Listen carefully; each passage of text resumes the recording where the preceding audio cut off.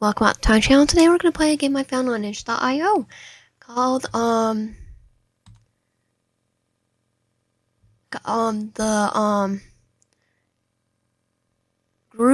of,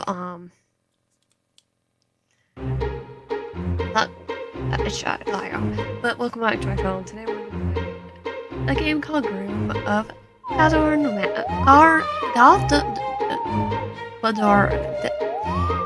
Mansion. Can't really pronounce it right now, but it's a whole bunch of warnings. Like if I get it on Steam.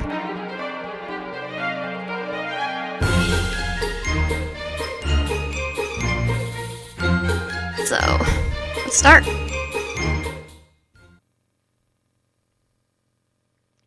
The stories I heard about the old Gallagher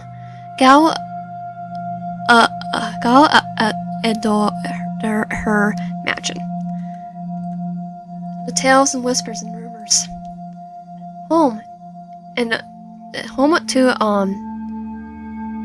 decadence and luxury in the days of yore. Now abandoned out of fear and left to rot. The obfuscated photos, the promise of lost adherence. A history stained by misfortune and blood, split into greed and ambition. None of them have done this place justice. Quite the opposite, in fact. They all made it sound much more exciting. A quick look at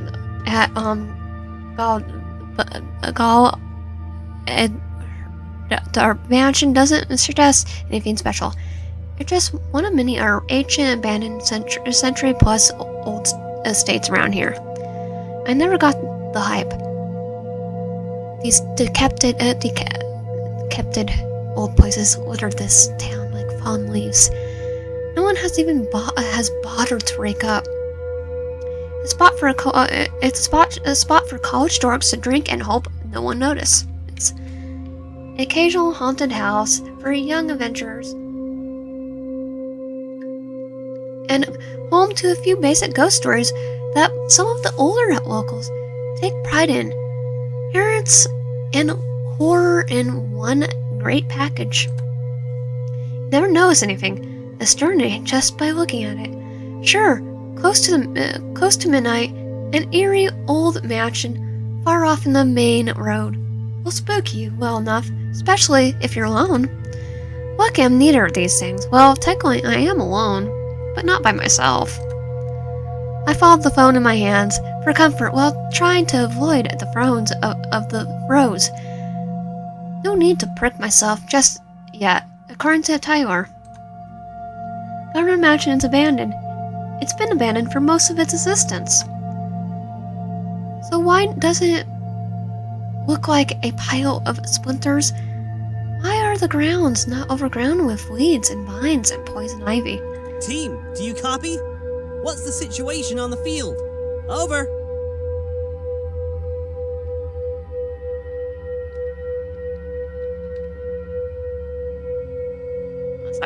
Let me... Volume's kind of low for talking.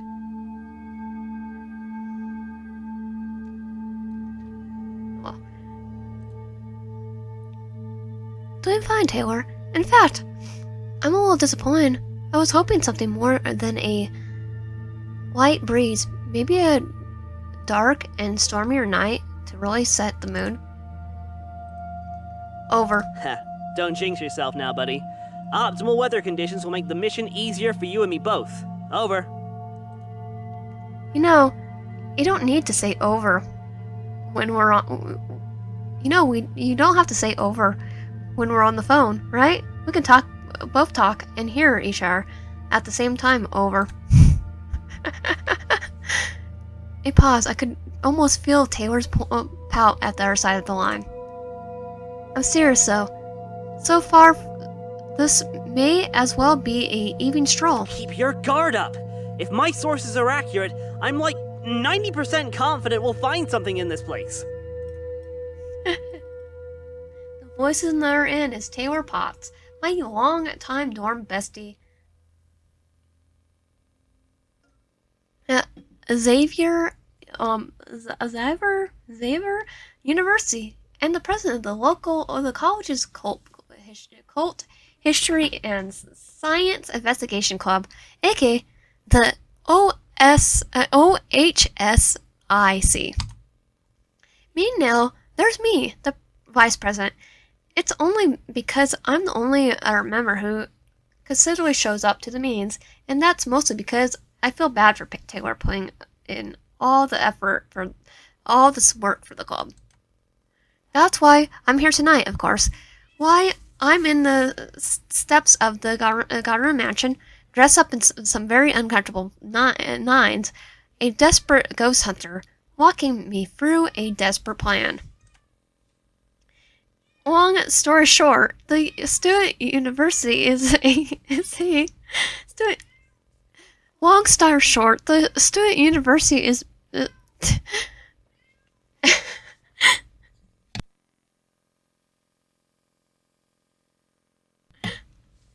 Long story short, the student union is a meeting away from dropping support for the OHSIC. We had trouble retaining membership for a while now, and the facility was used for our meetings is utterly wasted on the two of us. Their words, not mine. What do you mean you're done funding the club? The OHSIC is an incredibly important resource for students to explore their spirituality, their heritage, their culture! Listen, Mr. Potts.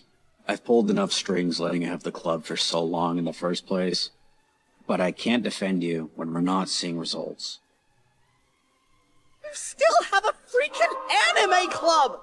All they do is watch movies and spend money on imported snacks! That's gotta be violating some kind of rule about appropriating funds or something! Yeah, but One Piece. Please do not kick me. First of all, it's the Japanese Culture and Heritage Club. Secondly, they actually retain regular members, as do many other clubs. Okay, let's do that a little lower. I mean, I've been in an anime club in high school. If you can't engage with the students of this university, you're not really providing anything of value. Space is a premium too. You know that everyone on campus is going gaga for that newly proposed juggling club. And they'd appreciate a room that's barely being used as it is. Who would want to go to a juggling club anyway? I would rather go to a cult club. Actually, I would rather go for an anime club. Or the video game club. The juggling club? The juggling club! You can't do that to us! I think it's the juggling club part that's gone to him the most. Taylor's logic, clowns juggle things. Clowns are scary. And evil. Therefore, the juggling club, by default, is scary and evil. There's gotta be another way! Please! What do you need us to do to save the club? I think he watched it as a kid and that got him. That or he ran into the Joker. All you need is a few more members. Doesn't matter how you do it, as long as you can show us that the OSICO is still relevant to the student body. Jujutsu Kaisen grabs someone that isn't a part of a club and drag him in. Just don't eat someone's finger. OHSIC. Mm-hmm. Yes, that. That's how I went down yesterday morning, according to Taylor. Later that afternoon, before I could start going through the motions for our meeting agenda. Okay, here's the plan. You know that old house way out there on the corner of town? That old Gallagher place where all those deaths and murders happened ages ago? Gallagher, okay. We've never checked it out. We thought it was too boring, too vanilla. But no! Maybe we made a mistake trying to find new things when we've left the biggest stone in town unturned. Okay, but has anything changed about the place since the last time we looked at it? Tomorrow, we're gonna investigate the old dump. I just know there's something we can find in there. It's our last hope. Vice Prez, tonight we're hitting the books. Research like your life depends on it. Like I'm Sam and Dean? According, and by investigating, Taylor meant that I go there in person, by myself, while he provided intel. Viola Airpace, back at HQ. HQ is Taylor's car, of course. Maybe we could paint it like Ecto 1 and get a few members that way. Actually, that would be a perfect idea. Of like, okay, I know Ecto 1, I'll join. Status? You've been a little quiet. Over. In fact, I have a shirt that's Ecto 1 as a transformer. Back to the over thing. I'm doing okay, just thinking. Don't get cold feet now, buddy. We need you now more than ever. You've dealt with the paranormal before, and you've rocked their world. Are you worried about your lines? No, I got the script down right, though.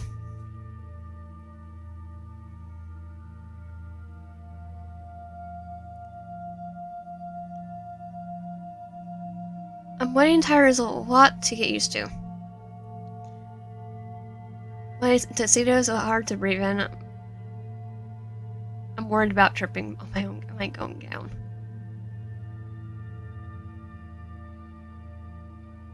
I'll do that. Well, I'm worried about tripping on my own gown. Can I at least take my heels off or roll the skirt up a few inches? And do I have to do the veil thing? Over. Sorry, no can do. You've got to look the part for when you fall into the cold, dead arms of Elias Gallagher. Over. Understood. I look at as classically ravishing as possible. Over. As I say that, I quietly adjust my outfit anyway. Taylor can't see me over their piece. Anyhow, I may as well be comfortable, and maybe even a little dispaved. It benefits someone with my sorrowful tale. I'm at the door. How's the rose? Incredible. Then go for it, buddy. You're about to change our lives.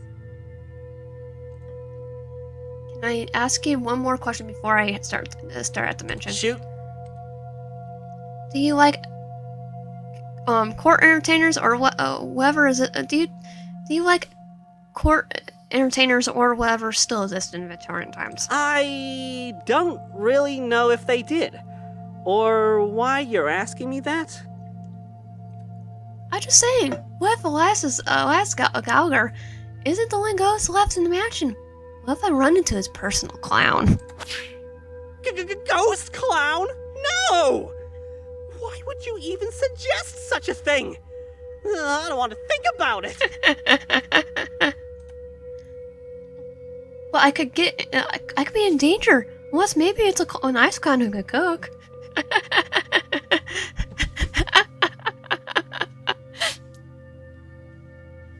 And Sunny Jane Jack.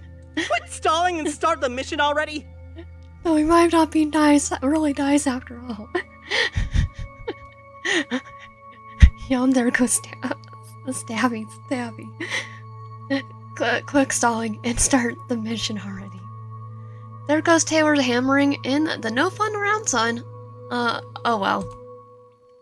I turn my attention back to the facade of the mansion. It really does look a lot like, look too well maintained for an abandoned building. The cool brass Handles turn and the door glides open.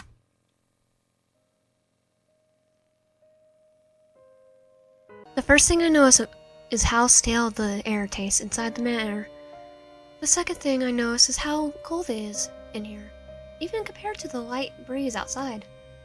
The atmosphere is unnaturally rigid, though not enough to make me bail out to grab a jacket.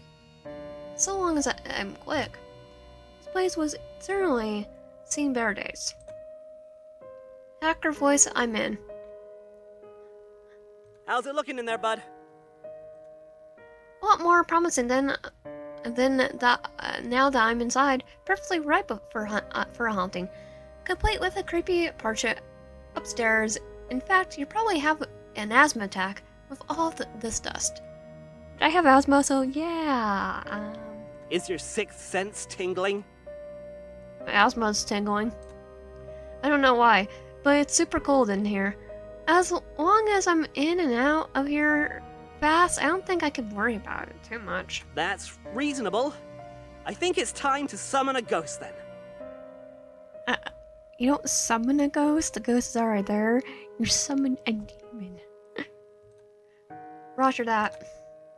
About time, I put in the single year of high school fear to good use. Well, here we go. Prick my finger on one of those thorns, gather a few of the rose petals around, and then cue the monologue.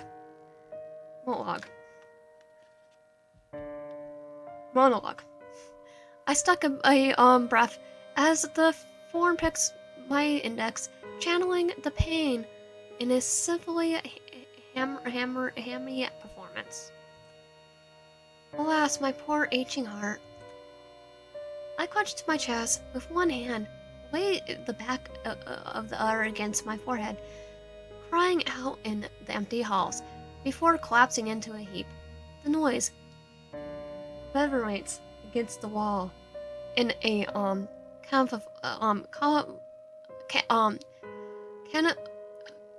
of fluffy of echoes.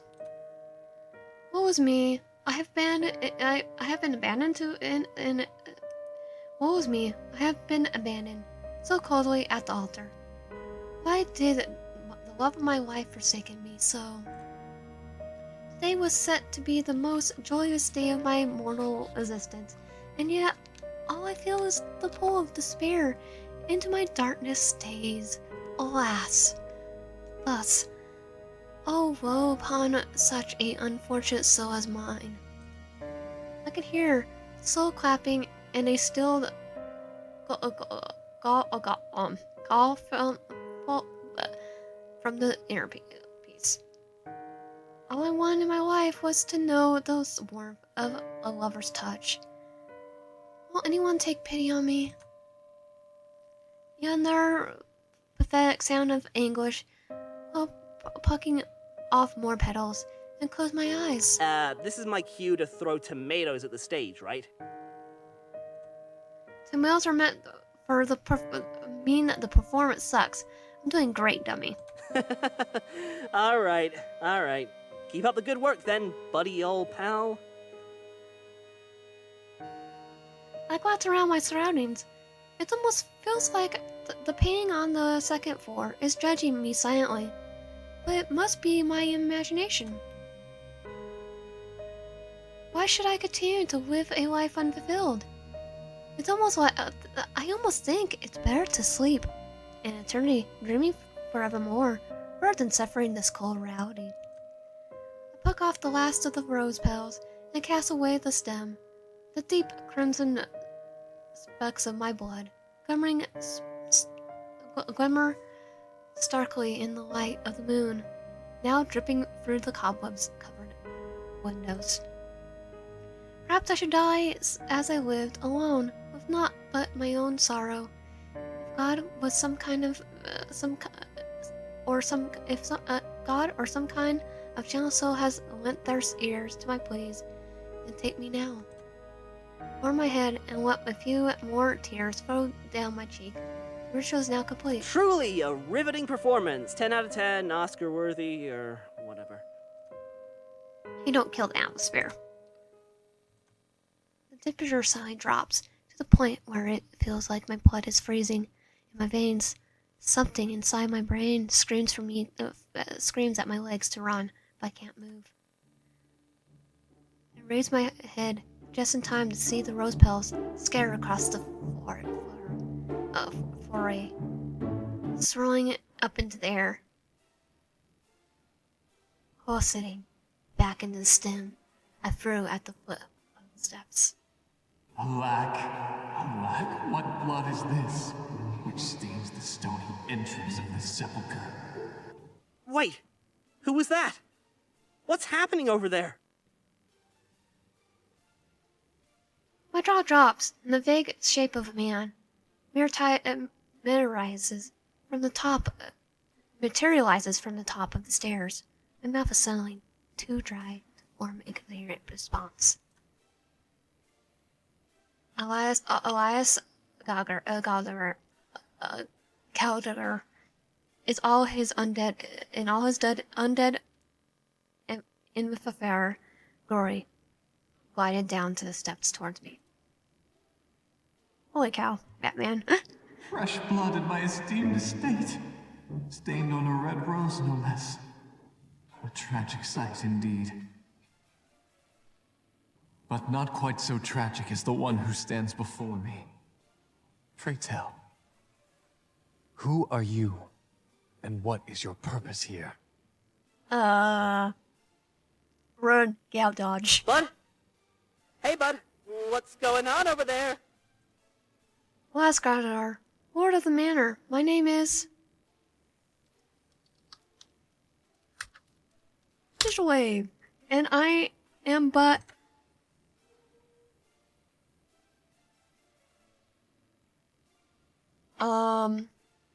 Room wide betrothed. I kind of like that one. But someone's bride. I'm Digital Wave, a bride who was abandoned at the altar on the day of my own wedding. With a broken heart in my chest and tears in my eyes, I sought solace in a quiet place away from the ceremony and found myself here. Ah, you poor dear. He was bully executed. Like, You and I are not at all dissimilar indeed. I am well acquainted with tragedy, yeah, I and can know tell. that your wounds need tending to at once. I'm not wounded, but you surely were.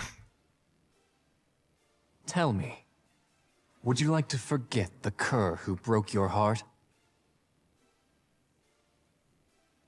Look, lying and sinker. Oh yes, I would not hesitate if there was such a way to ease my sorrows. I fear it won't be a simple matter. Nonsense, my dear. I can melt away your anxiety and regrets, for it is within my power as long as you remain inside these four walls. Now, will you accept this rose, darling? He holds out the rose I shredded up not long ago. The blood gone from the petals and the thorn absent from the stems. The thorns absent from the stems. Hey, bud. What's going on there? The line's going haywire over here. It's because a ghost. I reach up towards Elias to take the rose from his hands, and our knuckles brush against one another. His touch is deathly cold. I will. I'm requesting a report. Do you need backup? Answer me. Wonderful, darling. Elias glides up to my cheek, caressing it gently and phasing from my skin. Now even death won't do us part.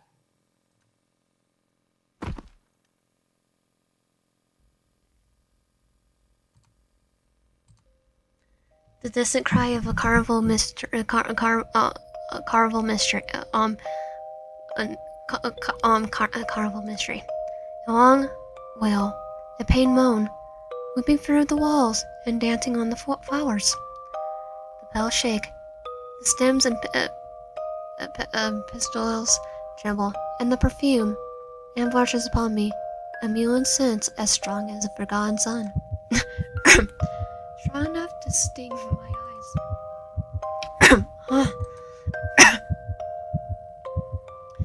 eyes. Eyes.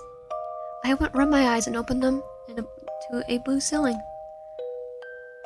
What the heck's going on? Where am I? As I ask, the wails and moans shake my bones. Cease. They're my breath. Just my breath. And the Carvel mystery? The phone's still ringing, but it's not in my pocket. The welling grab was a huge mistake. My hands scramble around the sheets of the bed, searching for my phone, trying to answer. Hang on. Bed? My eyes remember to look at more than the ceiling, along with the rest of the senses, waking up and processing information. Sure enough, I was found myself in some ancient bedroom. I catch a flicker of light amongst the display of sheets, and snatch it. My phone screen glows like a comforting little lantern. I accept Taylor's call and... Oh God! I've tried you like 50 times already since the call dropped! What the hell happened? I don't really know. Where am I? Are you still in the mansion? Somehow, I had forgotten where I was. What had happened? My cheeks tainted with the memory of the chilled, eternal touch. Elias. That touch was from Elias. A ghost touched me. Right. That actually did happen. And it wasn't just some sleep-deprived cushion. I had from all Taylor's ramblings, right? Hey, bud, don't clam up now. Oh, I guess, not outside at least. Describe your location. Well, everything around me is still dimly lit in a morsel shade of blue, so that's a good sign. Well, good might not be the right word. The decor certainly looks like wait, hang on. This is still inside the mansion, right? Lights, decor are one thing, but this room doesn't look like it's moments from falling apart. The sheets I'm lying upon are coarse, but in fine condition, as fresh as the day as they were worn on some state of the art pedal room. The mattress holds my weight with a sense of duty, and the pillows couldn't be fluffier. The paint on the wall, which were peeling away in the floor, hold meticulously tight here, with not a chip in sight, no cobwebs or holes, nor even a speck of dust floating upon the air.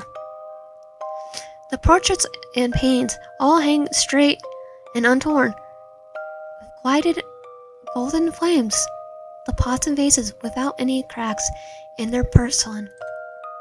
Even the air in the is a far cry from the moss and bird nest if you ignore the stale taste.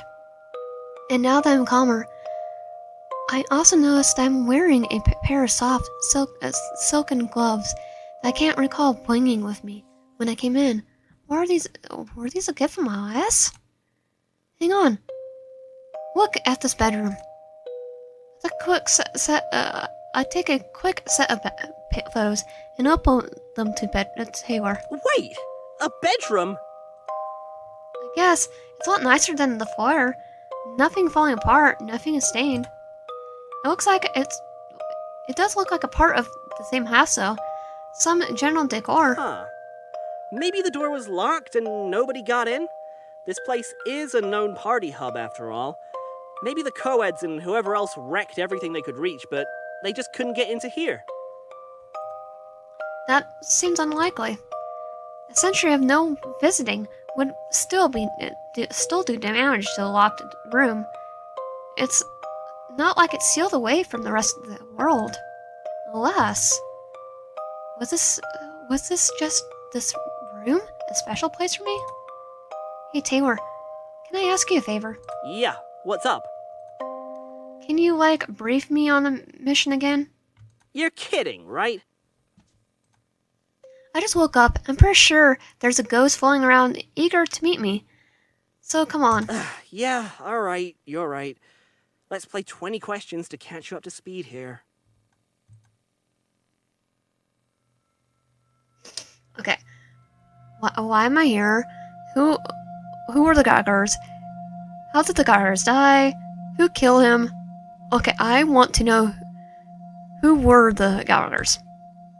So who exactly were the Gallaghers in the grand scheme of The things? Gallaghers were a well-off military family from Europe who came to America in the mid-1800s. Archibald Gallagher, the patriarch of the family, found success as a cornmeal baron. He married a woman named Mildred, and together they had a total of 7 children. All of the Gallaghers were quite exceptional, except for... Elias. Elias was the black sheep of the family. All of his other siblings were born strong and healthy, but Elias's birth came with a lot of complications. He was bedridden for most of his life, wasn't he? Pretty much the epitome of the sickly Victorian child trope. I don't think you should put it that way. I could almost hear Taylor's shrug from the earpiece. Okay, why am I here? Why am I here? You're really asking me? Sorry. Taylor inhales deeply before continuing. You're on a field mission to investigate Gallagher Mansion, so we can find evidence that ghosts exist, therefore proving that the OHSIC still has value to Zephyr University Student Union. Oh, I just proved that.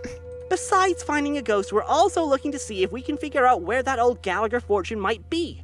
Treasure hunting isn't our primary goal, but it's worth keeping an eye out for. The newspaper clippings we found always said how huge the inheritance was, but some assets were never accounted for in the banks. Rumor has it that the Gallaghers kept part of the fortune somewhere in the estate. Probably would have been found already. This sounds about right. Thanks for the recap. How did the Gallaghers die? How did the Gallaghers all die? A lot of rumors say it was some kind of curse, but no one can agree on why they were cursed to begin with. The eldest child died first in a horse accident or something. After that, it was a chain of freak accidents in short succession, completely unrelated to the previous deaths. But without fail, it would always kill the next eldest child like a line of dominoes, hitting the rest of them in some pretty gruesome ways. I Yikes. think Archibald and Mildred Gallagher weren't too happy about having to write Elias down as their sole heir once the others were gone, but somehow he'd managed to dodge the curse.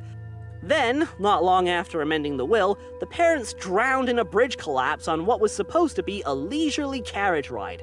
Same energy as scented candles setting fire to your apartment.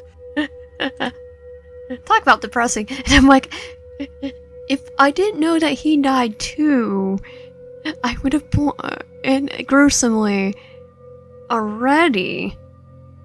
I would have assumed that he did it all. There was, still is, plenty of speculation about Elias spinning elaborate murder schemes to take down his family. Probably not. But the thing is, Elias had few people to write letters to, and even fewer people who'd write back. Elias became a permanent shut-in after becoming the head of the Gallagher estate. I'd probably do that too if it happened to me. She's no kidding. Who killed Elias? Elias himself was murdered long after the Gallagher curse had axed off the rest of the family. But who killed him? That would be Violet and Gerard Dupont. Gerard was the Gallagher groundskeeper, and after the rest of the family died, he decided to get a little ambitious. Don't think that guy was gay, though. Otherwise, I imagine he would have gone after Elias himself. So, he introduced his sister Violet to Elias as a fellow heiress without a partner. You can guess what happened next, right? Yeah. They faked it and killed faked him having a romantic thing and killed him. The whole courtship dance, a romantic proposal, and a wedding to write home about. Everything but the wedding, yes. According to the newspapers we dug up, Elias died the night before his wedding ceremony while the DuPonts were caught red-handed tearing the place apart, looking for the Gallagher fortune. And then the rest is history. This feels different compared to the last time.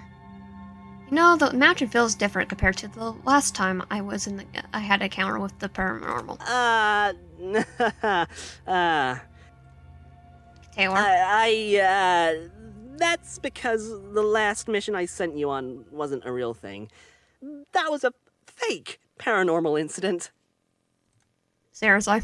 Hey, after we posted your reactions on the internet, we did get some new members. For a bit, then they left, and it was just you and me again. Taylor let out a deep sigh, and they're in, and that's the end of that. I think I'm all caught up. Thanks for the catch me up, Taylor. Of course, bud. I glanced around and surrounds again. The door leading out of the room, out to somewhere only Elias could know, beckoned me forward. I had to know what lays beyond. I think I'm going to explore more. Whoa! Hold your horses! Aren't you feeling lightheaded or dizzy or anything? Oh, that's normal. Just hold a little groggy, why? You know, I've been trying to reach you for 2 hours! Were you even aware you've been gone that long? Maybe you had, like, a concussion or something. I'll be fine. I have no idea, but I don't think I have a concussion. The touch, that really did knock me out, huh? I can barely remember. Elias didn't seem to think it was a frightening act. What, did he want to put me asleep, or does he not know his own strength? When I collapsed, what did you hear? I kept hearing that guy's voice, and a rush of air. So, was it really Elias? Yeah. It wasn't another one of your fake incidents, is it? No, I shouldn't have asked that. Taylor wouldn't pull that on me twice. Like, pulled on it once, it could pull it on, and he could pull it on twice. And after everything I've been through tonight, it jumped off my tongue to desperate speculation.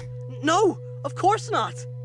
So you really did see the Elias Gallagher? Yep. I think I touched him too. Okay, I'm coming in. We have to get you out of there. Wait, hang on. Why? This is what you came for, though. And we don't know what's going on until now. And we don't know what's going on now that Elias is active. Listen, Taylor. You're the one who's the actual ghost fanatic. I'm only hanging out with you at the OSHA. Isn't that a different abbreviation? Because OHSIC. there. Oh, whatever. Look, you finally have your own proof that the ghosts really exist, and now you're calling it a retreat. It's a tactical retreat.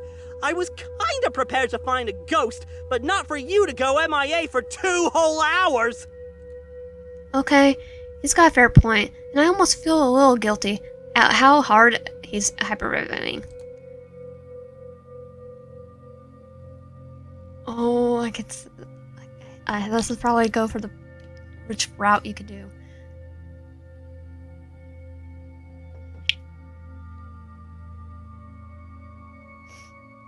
I'm gonna go with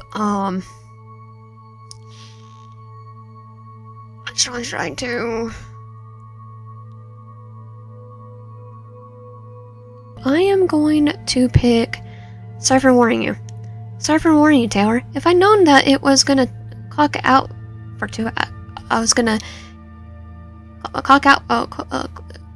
knock out for 2 hours, I would have tried to avoid it. I'm just really glad you're still here. I don't know what would happen to the OHSIC if I lost you. Oh. That's what you're worried about? A little irked that the first priority seems to be the club rather than my personal well-being. But I don't have the energy to die on that hill. So, if that ghost had the power to put you to sleep, he must be a lot stronger than we anticipated. I don't think he's gonna hurt me, though. After all, he wants to court me. You two just met! That's rushing into things! Yeah, like a Disney. So much for catching his breath. That was our plan, wasn't it? To trick him into thinking that I was also supposed to get married, and well, we succeeded. I just barely hear the faint gashing of teeth in their end. Right? Yeah. Okay. Look, I'm still coming in to give you a hand. I trust that guy about as far as I can throw him. Which isn't very far, well, considering, you know, he's a ghost. While you're coming in, I'm hanging out. Don't know what I'll find. But I'm bored of this bedroom. No, you stay right there. We have no idea what that dude's up to. Yeah, I'll be fine. Well, according to you, I was sent to sent on this field mission because I have the stronger body and no dust allergies.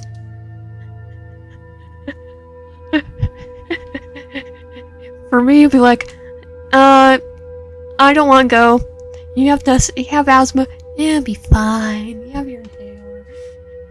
Having an asthma attack every single second. The the stronger body. I'm also 98 pounds. He's far bigger than me. Just stay there on the line, alright? Let's see what happens. The door opens to the house. The door opens to a house alive. That chill is gone, and the dim light from the windows flow through the walls like a river undamaged. I think this is the same house, after all. The walls are chipped, the floorboards creak, and the hundreds of orange doors beckon to be opened. The mystery behind each and every one. Just as lost now as I was before I fell asleep. I'm out of the bedroom. No sign of Elias, or any other ghost, for the matter. I think I'm still in the mansion. Ugh. Okay then, I'll stay put for now. But if we're gonna do this, then you need to give me a status report. Okay, so, you know how cold I was when we first entered? That's not a problem anymore. The whole manor is... Wait, one step down from cozy? No sponsor except for what might be Taylor's biting his lip. As he comments the situation, I hear in their voice. It sounds happy. Humming a melody unfamiliar to me, all at once wistfully and jealously and disappointed. The harmony of dissonance filled the house, even though they barely outdo a whisper. Despite the echoes crawling like a slug along the walls, I know exactly where the sound originates. I think I know where Elias is. I'm going to try to find my way back to him. If the house really has returned to its full glory, is it because of Elias? If it's not freezing in there anymore, that has to mean something. I think you've really awakened him. Care to elaborate? Your presence has given him something he hasn't had in forever. I think this house conforms to his spectral energy. You've made him happy. You've satisfied part of his wish for romance, but I want you to be very careful about how that wish gets entirely fulfilled, okay? Okay. This is a adult Omo game, so I haven't been paying much attention to where I am going.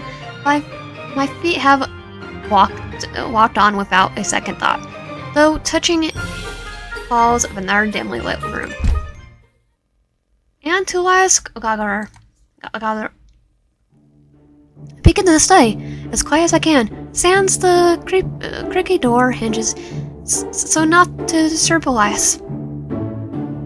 I spy him holding a few volumes of some old book, clutching in his arms, besides a crowded shelf.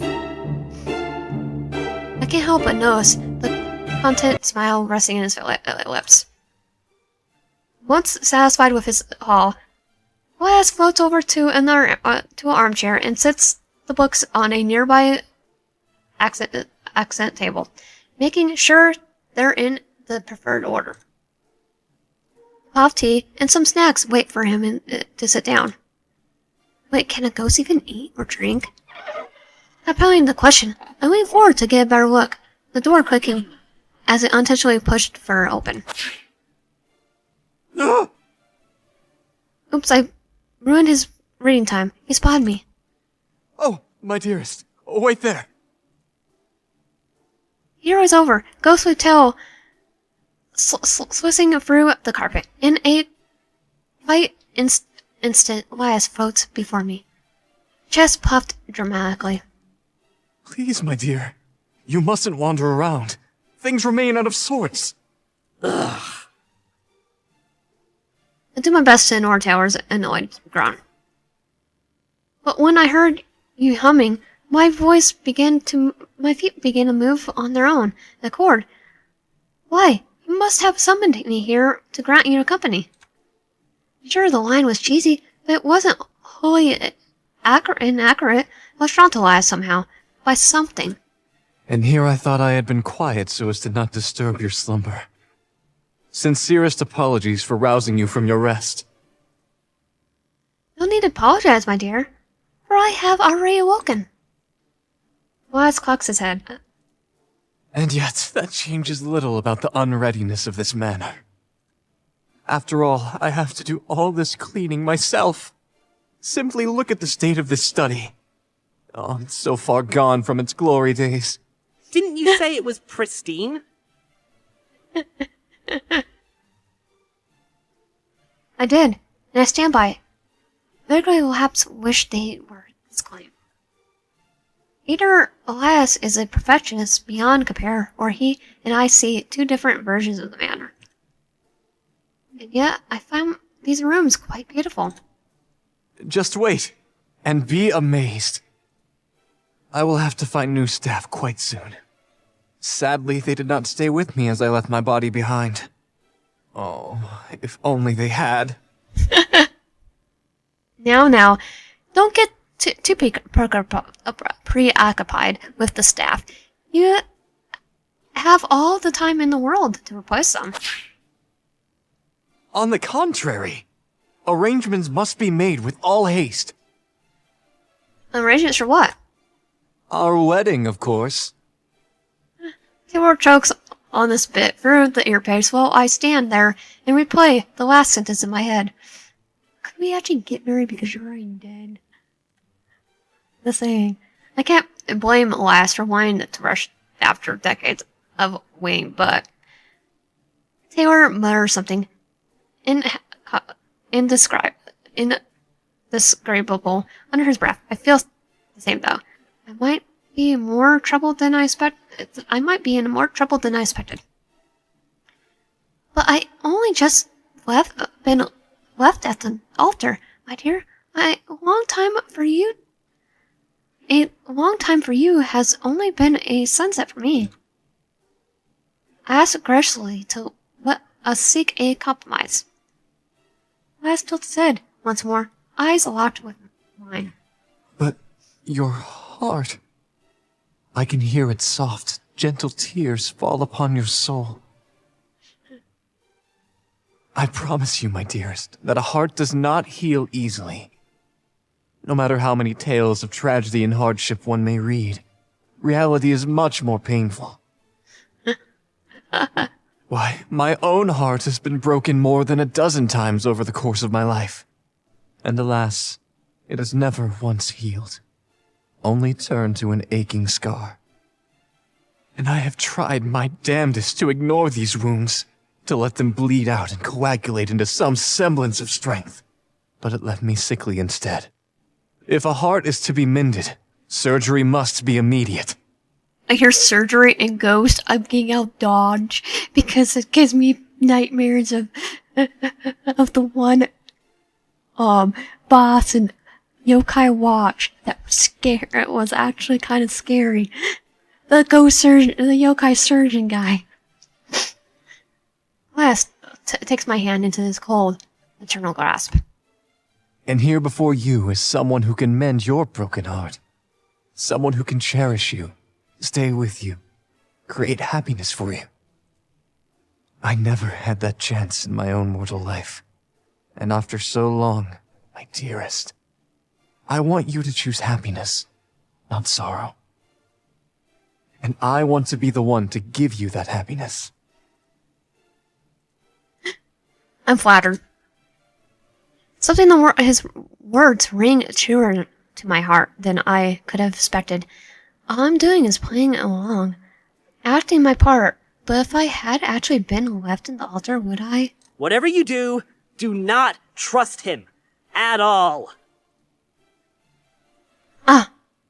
Nora's voice snaps me from my thoughts.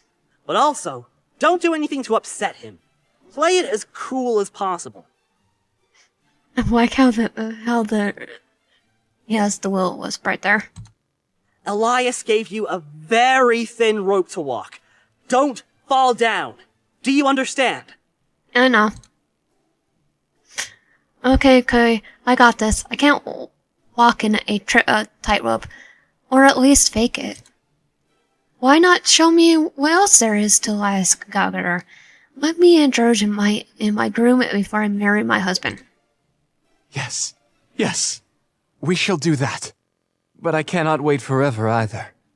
The taste of eternity I've already supped upon is nigh unbearable. Join your groom in helping him plan our wedding.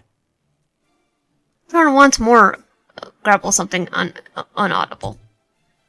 And what does my groom need help with? Elias gives us a thoughtful pause. Now let me think. I'd love your assistance with the floral arrangements. I have all the flowers of New England in my hands. It shall be difficult to select only a few. Prove his claim. He presents his open palms to me, and a small goulash of tiny sample flowers sprout to the broom in my purposeful. There's so many. You have to narrow it down for me. Well, else I would have never chosen. Surely you want more. You want to be selective. Of course! And after that, a cake. I know my grandmother's recipes are still in this house, and I should set off on finding them.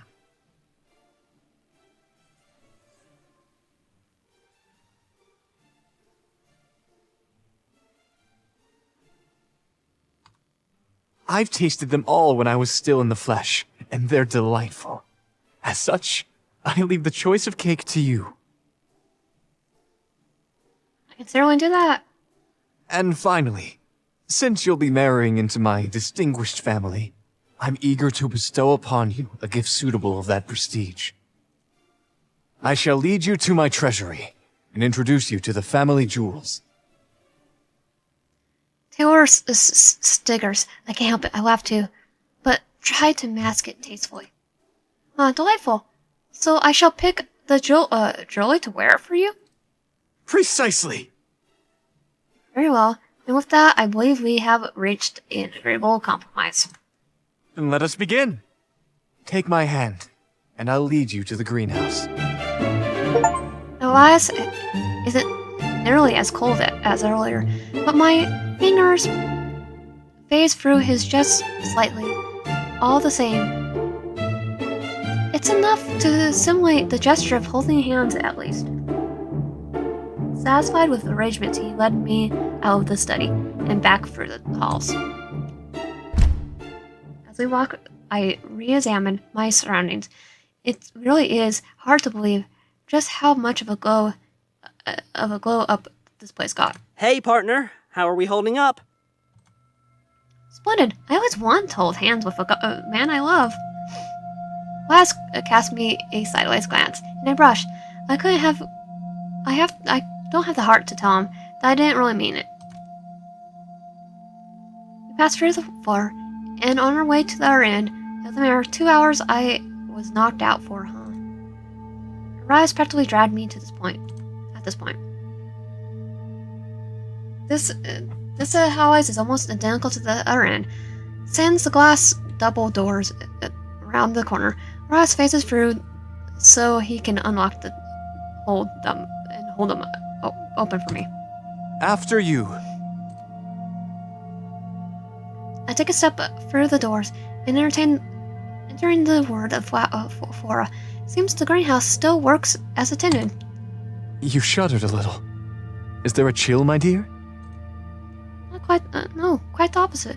Why, I'm surprised at how lovely the greenhouse looks already. Perhaps I'm exaggerating a bit. I can't even tell what plants used to grow in these planters. But my bonnet would be, but my bouquet would be here. Elias would likely turn this from depressing to delightful before I could even blink. Do you need any help with restoring the greenhouse to its former glory? I did, but no longer. Behold! Elias watched eager hands dance along the trace, and without any more than a simple flourish, dozens of flowers, this time in full size and bloom, await my proposal. Voila! My dear, your flowers. My eyes and nose are drawn to the three flowers in particular. None of them would be grown in, none of these should be grown on the terrace. An act of defiance, paranormal willpower, or simply Elias forgetting his butchery. A classic, classic red rose seems to be different variant than the one I brought from me inside the manor, though not a climbing rose. Dozens of orange zinnia, the color reminds me of the soda I bring to the club room, though that's probably the least prolific thing I could think about right now. And finally, a cute bunch of lean flowers, vibrant and pink amongst other blooms. I'm always enjoyed their cheerful presence whenever I pass by them. And there's more. Much more if these don't delight you.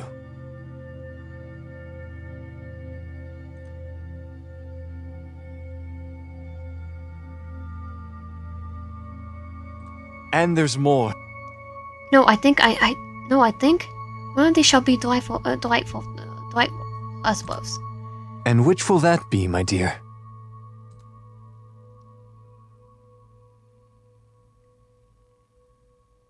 I'll go with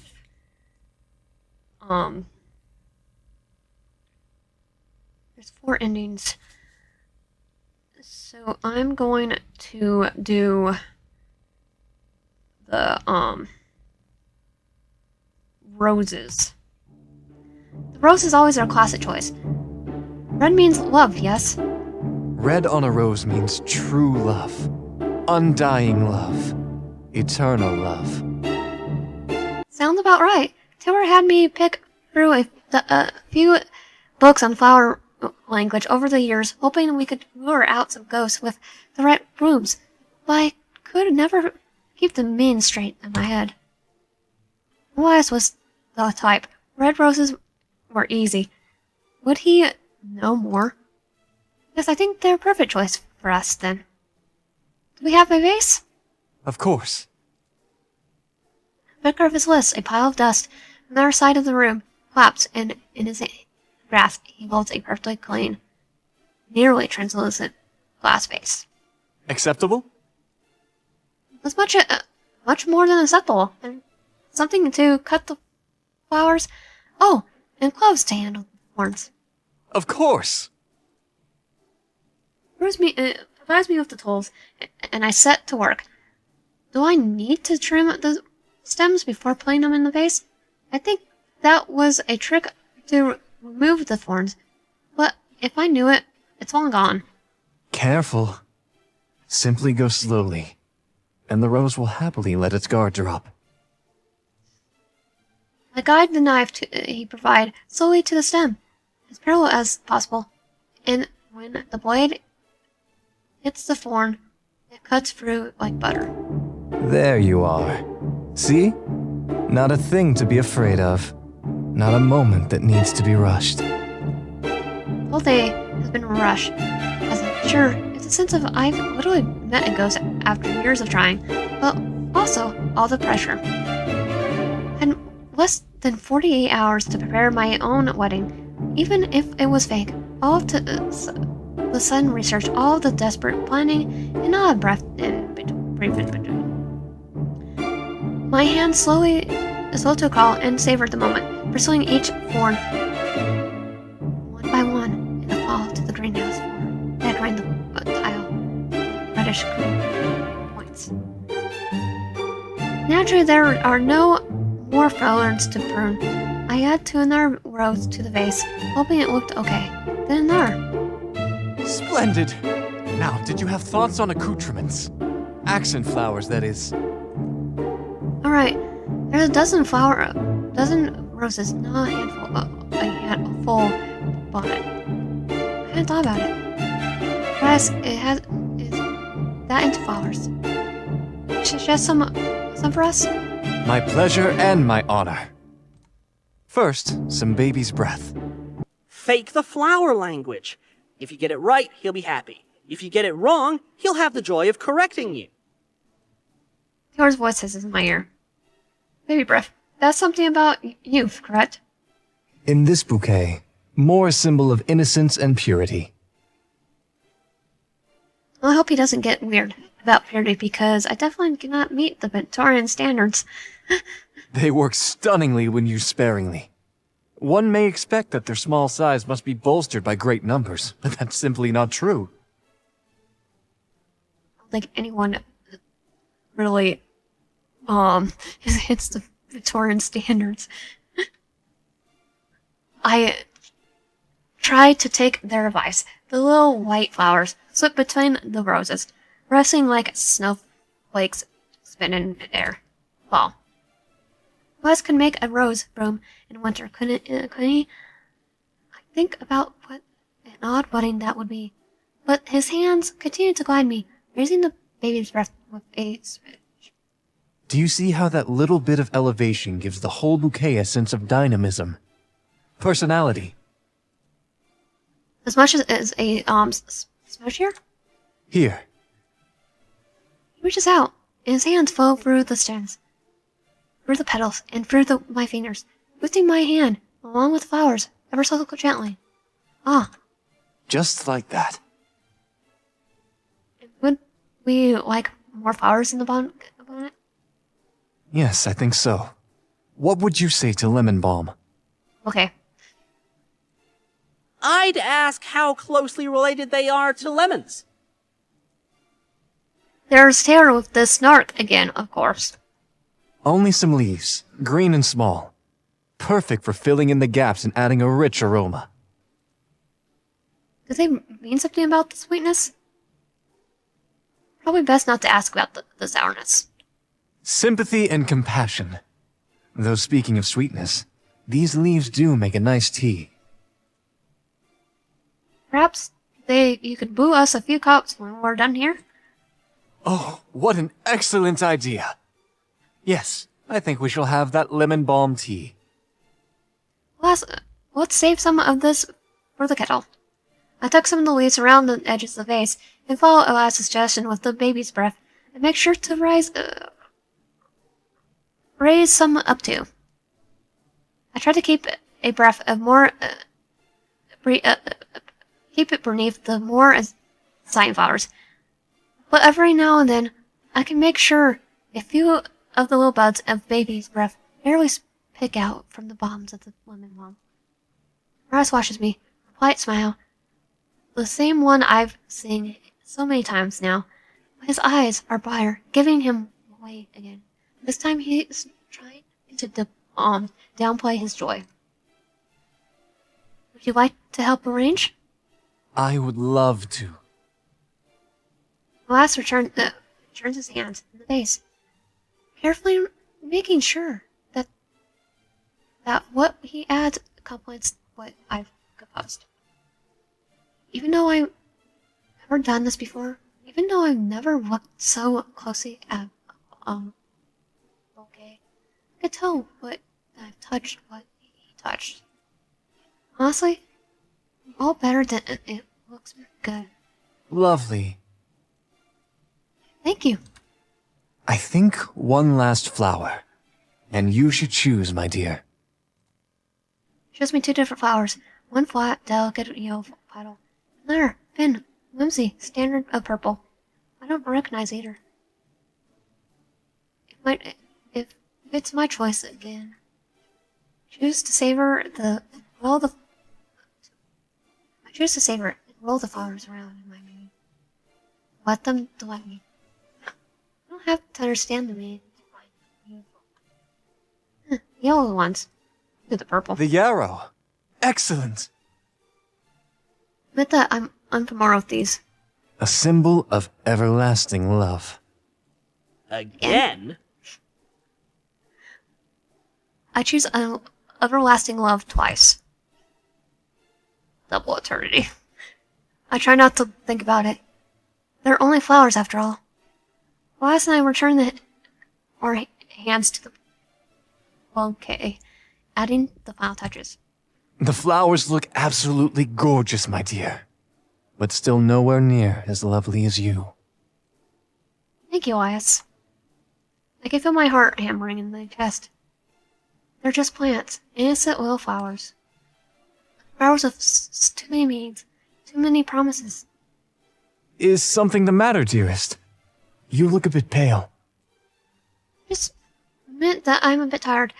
Would it be alright for me to rest a little before we continue preparing for the ceremony? Of course. You mustn't exert yourself too much. Please feel free to choose any room on the ground floor. Though, you'll have to excuse the state of disarray it may be in. Thank you, my love. And do not worry about the mess here. I shall clean up and rejoin you after I check something in the study. Last bows as I return. To leave... Last bows as I return to leave the greenhouse. And I am actually going to save here. This game is going to be like a 2-hour game, so I'm going to save it in here for today. If you want my content, subscribe, like, help out, and comment down below. I'll see you guys next time. Okay, there you go. My steps feel heavy as I return to the hallway. I wasn't expecting floral management to be that intense. Hey, are you doing alright now? Yeah. I'll live. Might be time to see what you can get up to before your rendezvous with Elias. I nod my head as Taylor can somehow see through my earpiece. As though he could see me from the earpiece. Back to where it all began. The dust is in effect now, and where it doesn't look all too fabulous compared to the rest of the place, it looks a bit less uninviting. Hey, do you remember the painting I mentioned before in the flyer? On the 2nd floor. Yep. What about it? I think I can make out a few details better now. Maybe even get a pic of it? I test my foot on the first step and angle my camera to snap a photo of the frame. With the deed is done, I text Taylor. Hey, here you go. If it has a hazard, if I had a hazard to guess, then the style of painting would be imperialism. It was all the rage in the 19th century, so it fit the timeline. Know anything about the subject? It's probably a portrait of one of the Gallagher ladies. What better way to flaunt wealth and status than by paying someone to preserve your likeness with expensive materials? I zoom on the photo and look at the details, assuming Taylor is doing the same. Those earrings and necklace. The size of the ring, too. Damn, they're too rich for my blood. Probably the precious family jewels Elias was telling you about. Taylor snickers. I roll my eyes with a groan. Anyways, I'll look into this and see if I can get an exact match for who it might be. Keep hunting around? Yeah. Roger that. I pick one of the many doors in the floor and swing it open, wincing a little at how badly it needed to be oiled. I wasn't kidding when he said that some of the rooms would be in disarray. It definitely doesn't look as nice as the study. I think this is the living room, or a lounge. There's couches at least. The patterns have worn off them, and the materials are torn open in a few places. I run my hands over the back of the love seat. Anything interesting there? Aside from the couches, there's a rocking chair, a mounted deer head, a painting of a building, a grandfather clock, and a bookshelf. Elias hasn't worked his magic here, so it's a bit descripted. I investigate everything else before I take a look at the books. I won't even know where to begin with that, anyways. I'll go with the deer head. Walk over to the mounted deer head and peer into the soulless, long dead eyes. Taxidermy always freaked me out as a kid. Same here. And that never changed as I got older. The Gallagher men liked to hunt for sport, didn't they? All of them but Elias. From my interactions with him, he probably wouldn't even hurt a fly. Unlike Jack, I couldn't really see the point of killing animals for fun. At least not the bison, you know. I'm actually surprised I didn't see any rifles mounted on the walls for decoration. How big are the antlers on that deer anyway? Pretty small. Really small, nothing to write home about. Did you know that in the winter, deer, moose, and other mammals who grow antlers will just shake them clean off? Maybe they shot that deer in the spring when it was regrowing them. Yeah, the only reindeer I know, reindeers I know is Chopper and Rudolph the Red-Nosed Reindeer. Thanks for the fun trivia. The clock. I peer into the face of the grandfather clock, frowning when I notice that the hands are missing. I know Algon clocks are a thing of the past, but I really like the aesthetics of a ticking clock. There's something about them that's so cool. And the fact that if there's a storm going on and the power goes out and your digital clock goes out because storm, or in my case might I'm wrong, but the one that has the battery and dies and I have to reset it every single time there's a storm. So therefore but the only problem is the fact that I cannot read one of those clocks. I only technically know how now. I only learned when I took German. Finally figured out when I took German how to read one. You think so? I feel like they're too inaccurate. If a gear stops turning or the battery dies out, then you have to manually set it again. Digital clocks hook up to the internet so they don't have that problem. Yeah, if the internet goes down, you're stuck. But then again, most people cannot. Most people, a lot of millennials and Gen Z, well, late millennials, Gen Z and Alpha probably have we all probably have a hard time reading those clocks because they weren't there, or they weren't needed when we were growing up. Already, the more digital, or the clocks that didn't show those stuff, yeah.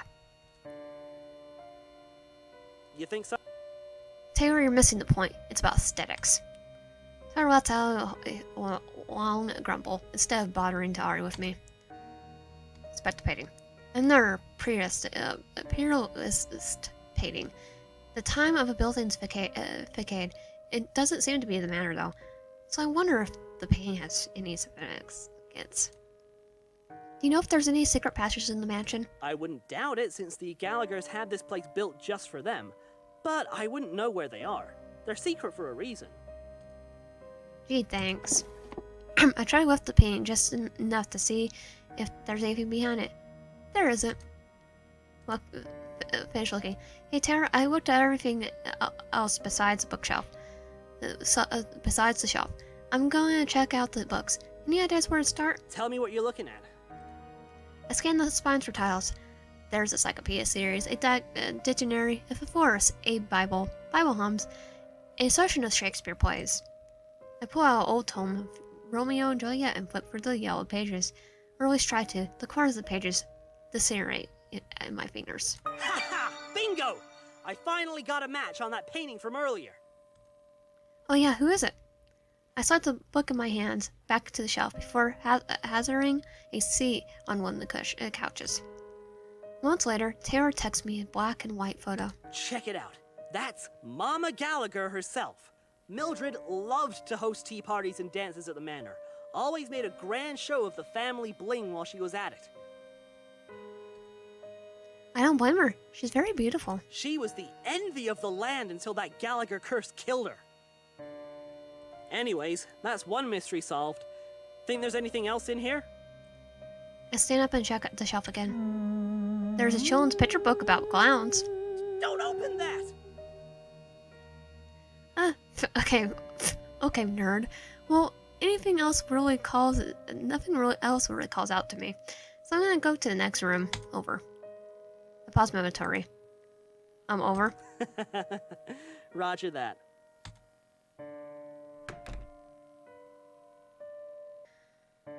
I slip back into the flyer and stand down at the doors. A map of this place would really help right now.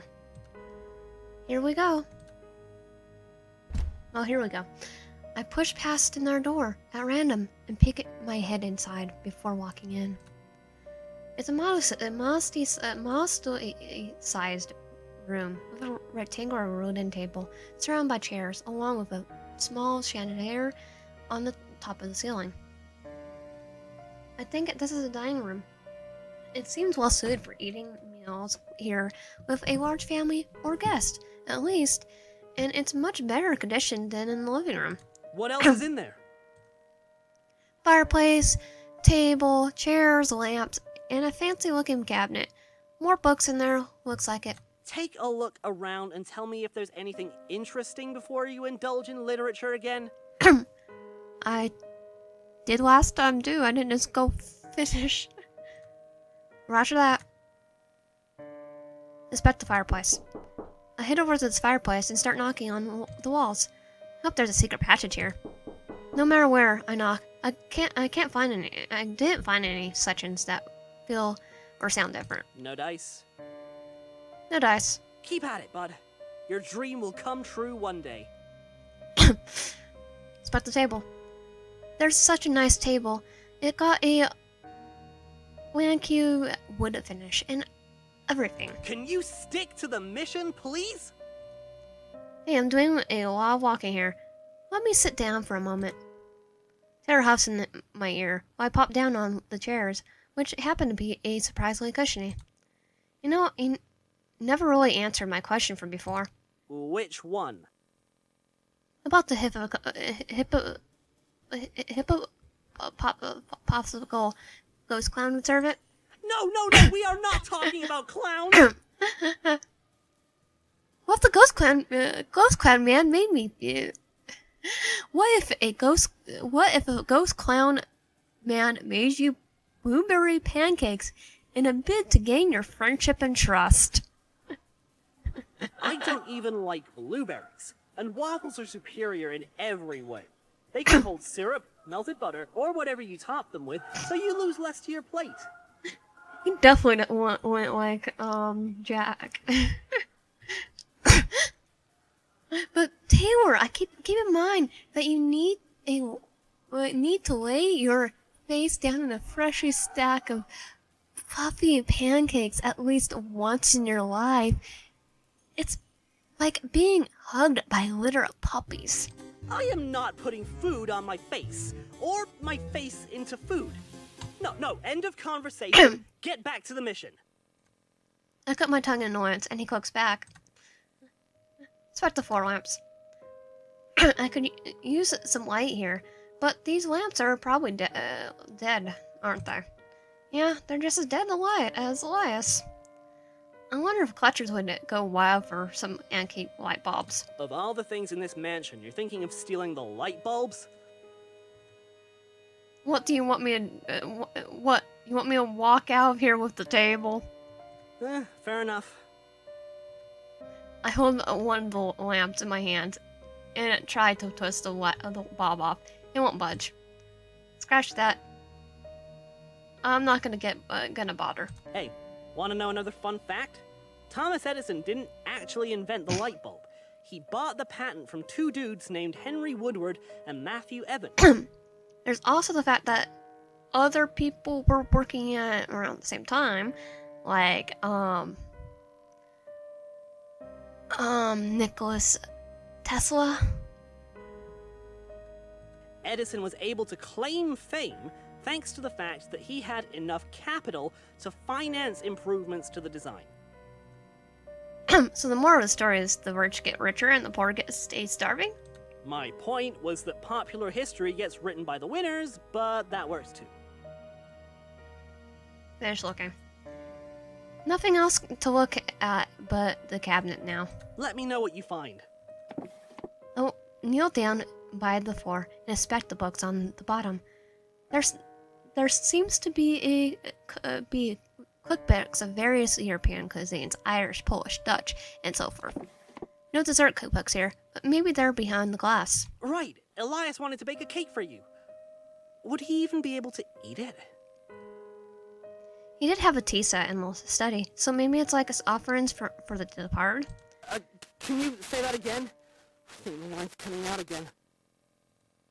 I said, there's a stack in the earpiece, and I suddenly overcome with dizziness. I groaned while trying to get back upright, grabbing the back of the chair for bounce. Suddenly, my vision darkens and the room spins. My heart and my feet can't touch the ground. I'm falling down into the yawning abyss. I open my eyes. Behind me is a chandelier starts swinging, and the fireplace roars to life, and yet I'm freezing. Like there's some icy sludgy through my veins again.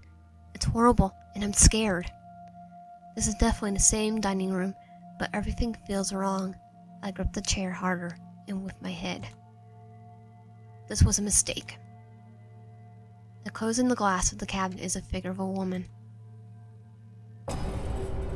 She's so far away, but she's coming closer and closer and closer, with a knife in her hand, and the Cheshire cat grin playing across her lips. Dripping with bloodlust, her needle-like gaze makes a pin board of me. I can't breathe. I have to get out of here. How can I escape? In an act of defiance, I spin in the opposite direction of my and try to make a break for it, but my feet are cemented in place. Hey, can you hear me?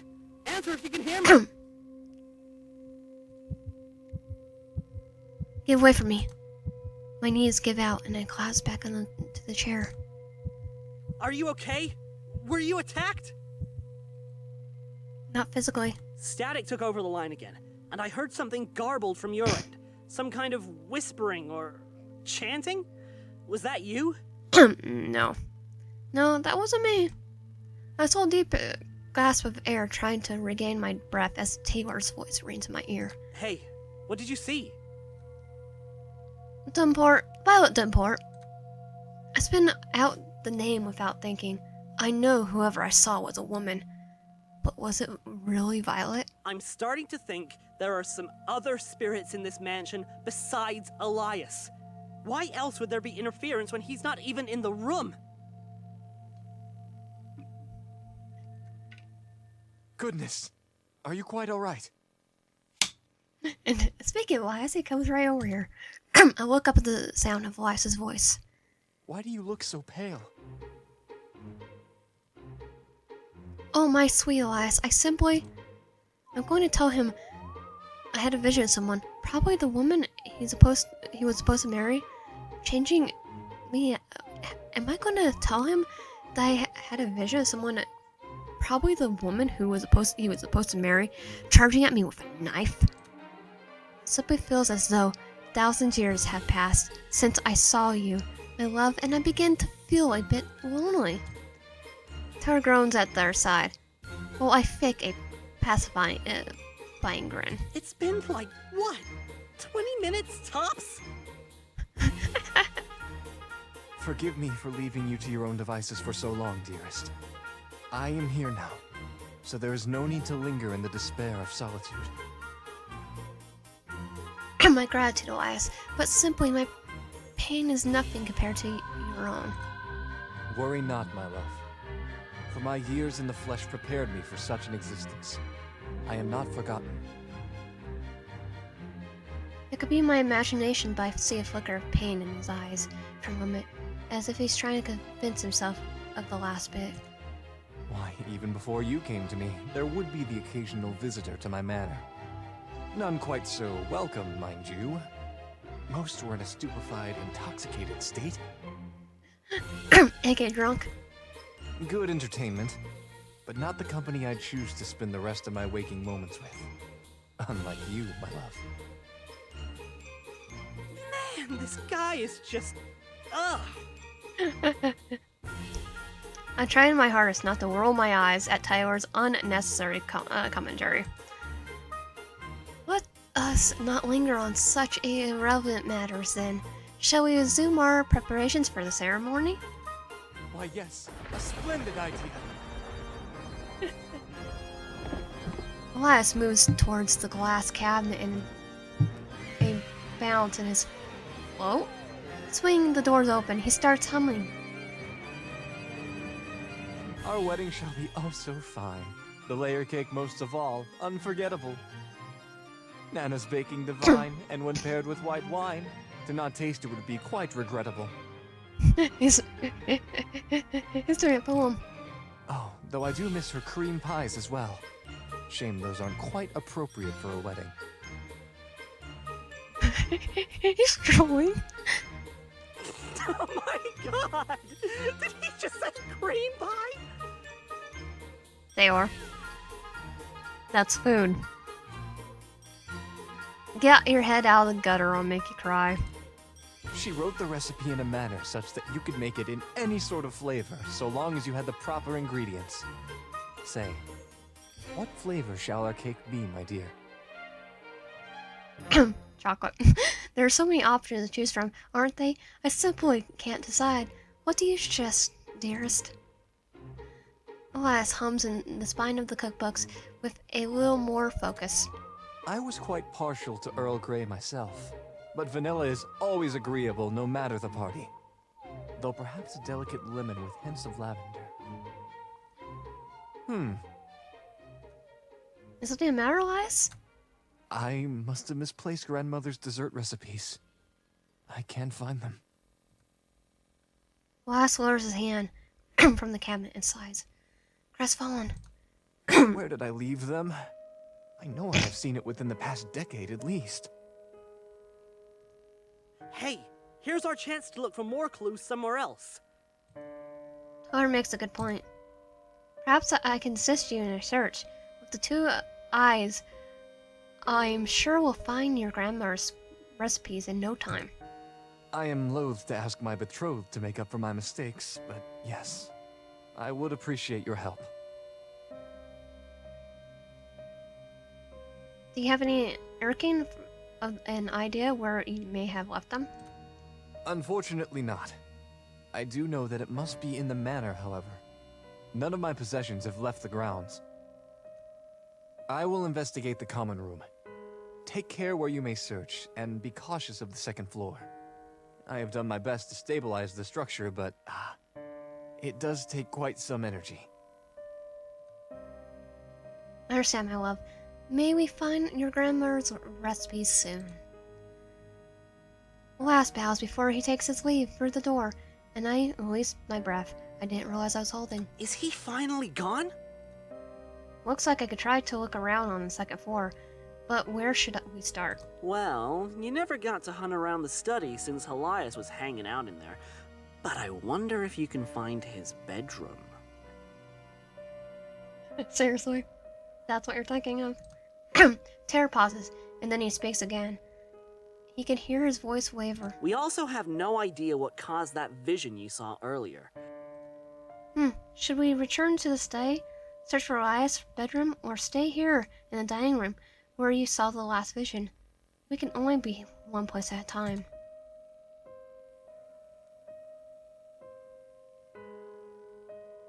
I'm gonna look at the study. I want to visit the study. We might find something out about the Gallagher family business, or the curse that killed them all. Not a bad plan. Archibald Gallagher made his office in that study, so he talked business deals there. I exited the living room and head towards the study, back to where I first found Elias after waking up. Did you have any theories about the curse, by the way, Tyler? I know about as much as you do. Perhaps one of those shuttered small businesses cast black magic on the family in retaliation for Archibald using them as a stepping stone on his way to the top. Mr. Archibald Gallagher was known to be a rather stern and ruthless businessman. Guess we see if we can find any evidence on that in the ledgers. Back in the study, a general aura of a carmeline tea appears the room. Everything looks to be the same as the first time I was in here. It looks like business as usual. What does that mean? The tea set the last had out is still there, and there's way too many books to look through. Not sure where to start. Unless he took a nap, he'd have to have been doing something. I scanned the room. What's more, it's by a few new books on the desk. Maybe Elias was looking for those. I stare at the desk. There's some volumes there I didn't catch before. Sounds good. Stag cuts off Taylor off again while the rush of dizziness knocks me into a chair. Not again. A hurry voice emanates in the darkness. Heavy feet stomping on plush logs. Tension and anger looms in the air. Louder and louder. They're yelling. They're shouting. Which way is up? Which way is down? I don't know if I'm standing or floating or sitting or lying. I can't feel anything. I'm suffocating. My lungs are bursting. I want to cry.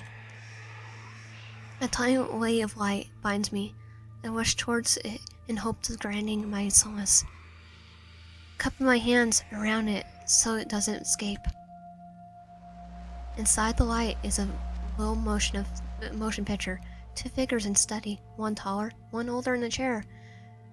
The other one much more youthful, and laying on a cane, held in his right hand. The figure is vaguely familiar, yet I barely recognize him. His skin isn't translucent and blue. It's Elias. Blast it all. Your sister died earlier this spring, and already we have to make arrangements for the next funeral. Father, if you would let me speak just once. What is it, Elias? I don't have time for idle chatter from a child like you. Elias taps his cane on the carpet several times in a barely restrained protest, though the man named Archibald Gallagher doesn't notice. I am not a child anymore. I am already of age, and I'd like to make a single request of you. It will not be too much trouble to you, Father. And what would that be? My mirror has been in need of repair for the longest time. If you could have someone restore it. What mirror? Grandmother's mirror. The one that used to be in the attic. It shattered. But I still have all the pieces. Archibald turns towards his son in disgust. You still have that trash in your room, and you dare ask me to repair it after you broke it? Elias' knuckles turned white as he left fist while he is trying to keep as much of his natural face as he can. It wasn't me, it was... I have no time for your childish sentimentality, Elias. That mirror is worth nothing, and I have much more pressing matters to attend to. Leave now, or I'll have one of the servants remove you! Father, I can walk on my own 2 feet just fine. If Archibald heard Elias, he certainly didn't care to react. Elias gripped his cane tightly before turning towards the door. In the process, our eyes meet. My breath hitches in my throat before I can muster the willpower to do anything else. Just like that, the scene disappears with a blink. Copy! Hey, do you copy? Taylor. My vision adjusts, and suddenly I'm back in the study I walked into. A cold sweat clings to my skin. Another vision? Yeah, I'm not used to these. The things are way worse than the one time Taylor and I tried to experiment with weed and got a bad batch. Taylor and, well, technically me too, personally, have asthma. You don't want to try that. It smells like dead skunk. Give me a status report. I stay my breath and grip the arms of the chair, and I sink down. I honestly have an asthma attack every time I smell weed on someone. I landed in the chair at least, and this time I saw Elias Gallagher. He was arranging the next family funeral while Elias wanted him to fix a mirror. A mirror?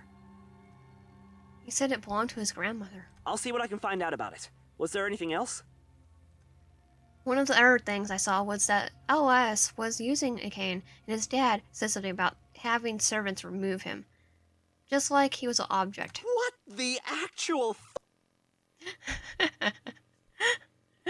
Censor!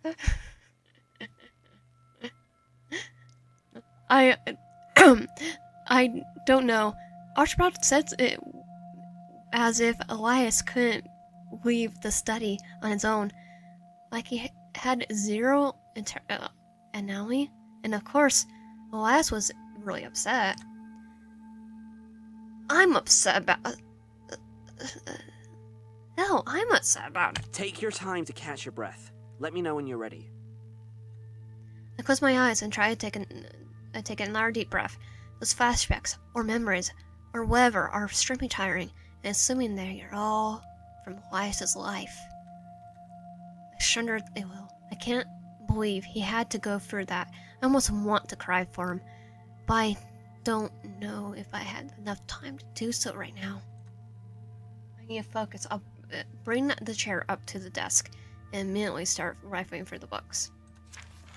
A series of large notebooks filled with sheets upon sheets of information, aged yellow from the passing of time. I think I found the old Gallagher business ledgers, journals detailing where all the assets are, and as well.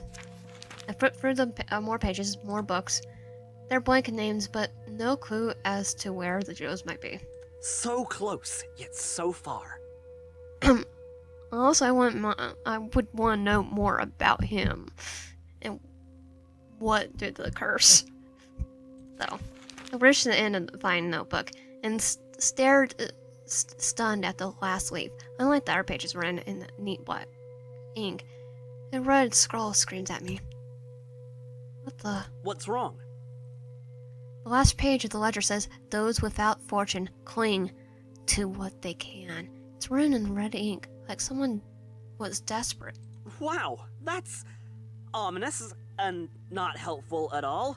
What does it even mean? Are you sure it's red ink? Elias was probably the only one who knows. I shifted the ledgers once more. After a sigh, I put the books away. Nothing else? Only hastily scribbled locations. I think it's better to get... I better get back. I quickly put everything away, where I found it, then stand up from the desk. After scanning the study one more time, I head out back into the hallway. Just as a few paces from the study, I see Elias turning the corner with a giant grin on his face. Good news, my dear. I have recovered the recipes. No need to fret any longer. I jump as he floats closer, quickly trying to regain my composure. Elias, completely oblivious to my panic, continues to give me a reassuring smile. It's all right, my dear. Now then, have you decided on a flavor? He has hearts in his eye. Choose funfetti! Choose funfetti! Funfetti doesn't exist in that. Nor in Taylor, I choose. I want to try Earl Grey. Earl Grey. An excellent choice. You have the most wonderful taste, my dear. He's drooling already. Please, let me handle the remainder. If you wish to rest, please, I encourage you to do so. Thank you, Elias. I'll take you up on that offer. Elias bows before he's flowing off some other part of the manor, leaving me alone again. Okay, he's gone. Hey, bud, you sound really exhausted. You should find some place to sit down and rest. Yeah, give me a minute, alright? Take a look around the hallway. It really doesn't help that these doors look the same. Shrugging, I pick a random door and try the knob, and my surprise, it turns.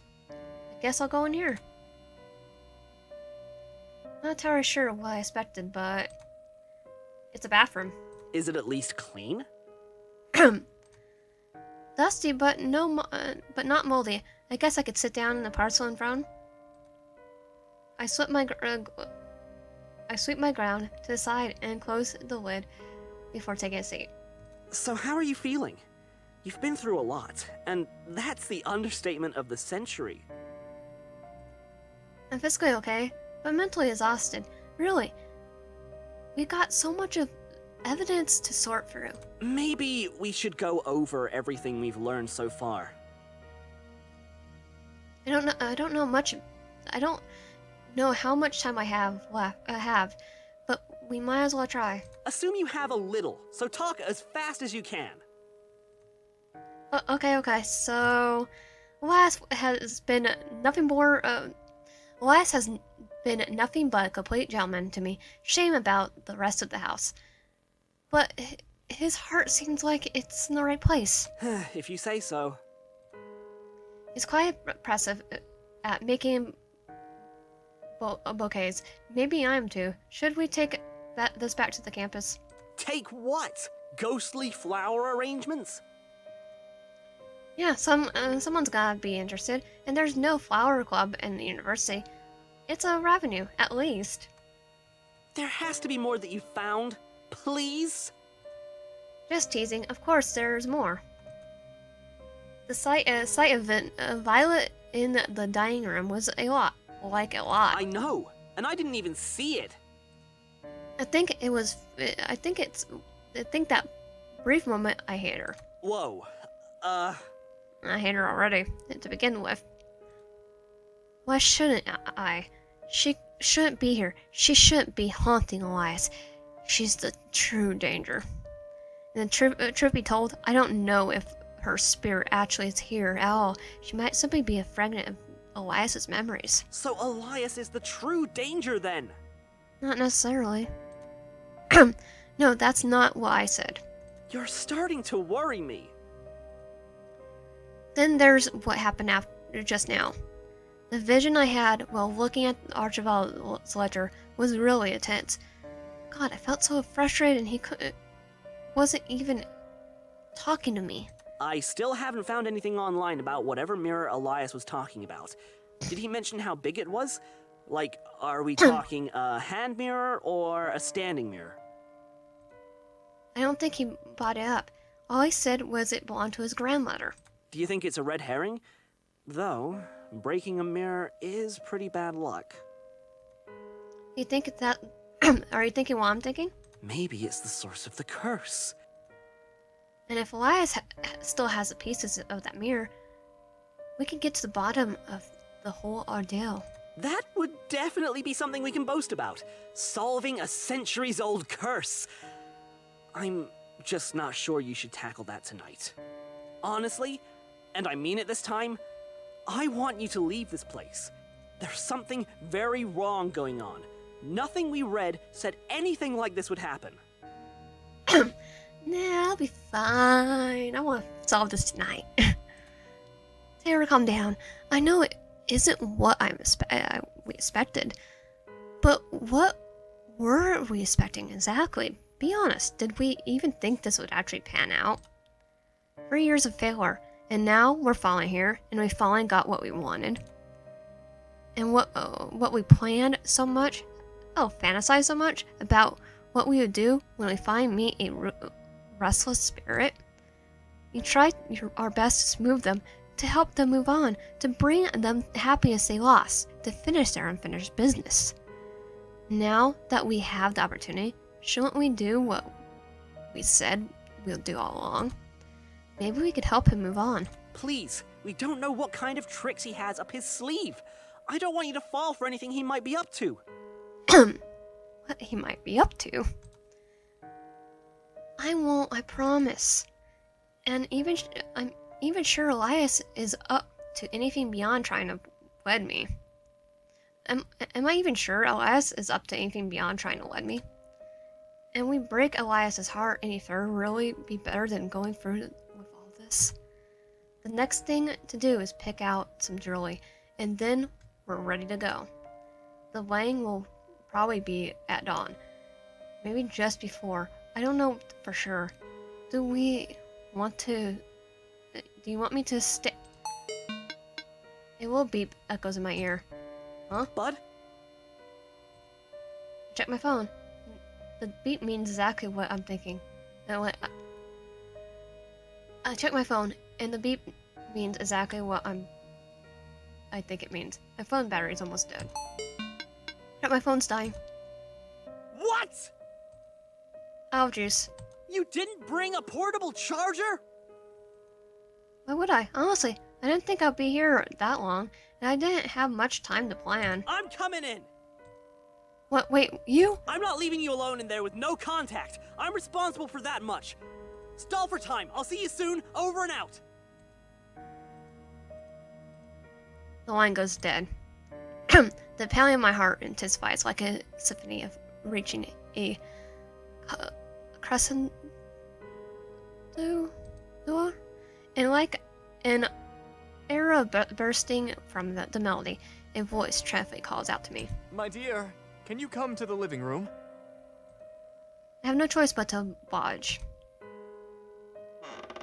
As I step further the corners, each creak of my foot falls as thunderous as waterfall. My phone vibrates one last time and following warning before embracing its inevitable death. I arrive to the door and enter the living room where Elias waits. At this point, there's no hiding my stress. I'm not that good as an actor, and Elias would see right through me. Still, I do my best to compose myself and step inside the living room. Elias is waiting for me, just as he said he would be. Oh, my dear, you look paler than me! Yeah, I'm probably due. What on earth happened? I lost contact with someone very important just now. Have you ever been contacted by a spirit medium? There's something like what I've been doing, but the contact has been cut short. You've been talking with someone else? I have for my own safety. When I came to the manor today, I didn't know what to expect. I thought you expected me. I hope for you, Elias, but until I came here, how would I know what was true? Perhaps I arrived on an empty estate moments from the collapse without anyone to greet me, just another false rumor about Haunted Mansion. Or maybe you wouldn't be as friendly, as curious as all the whispers implied. Maybe you wouldn't be the one lingering in the mansion at all. Or maybe other possibilities. How many ghosts have you met in your lifetime, Elias? A fair question. Well, I have faint memories of catching specters out of the corner of my eye.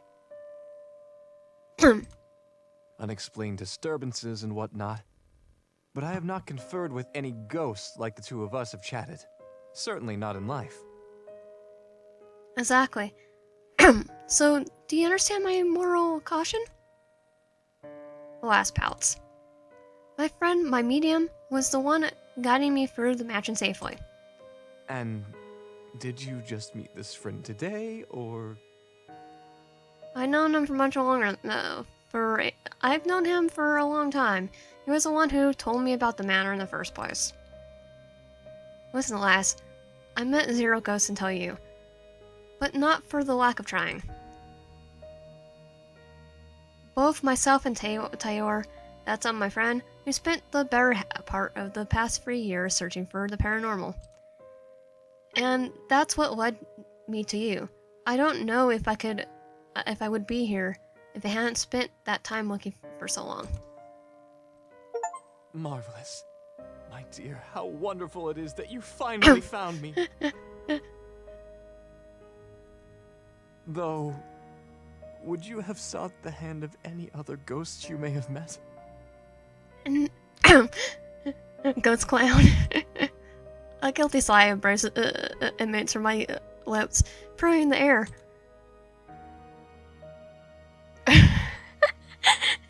And they gave you blueberry pancakes. They were yandere.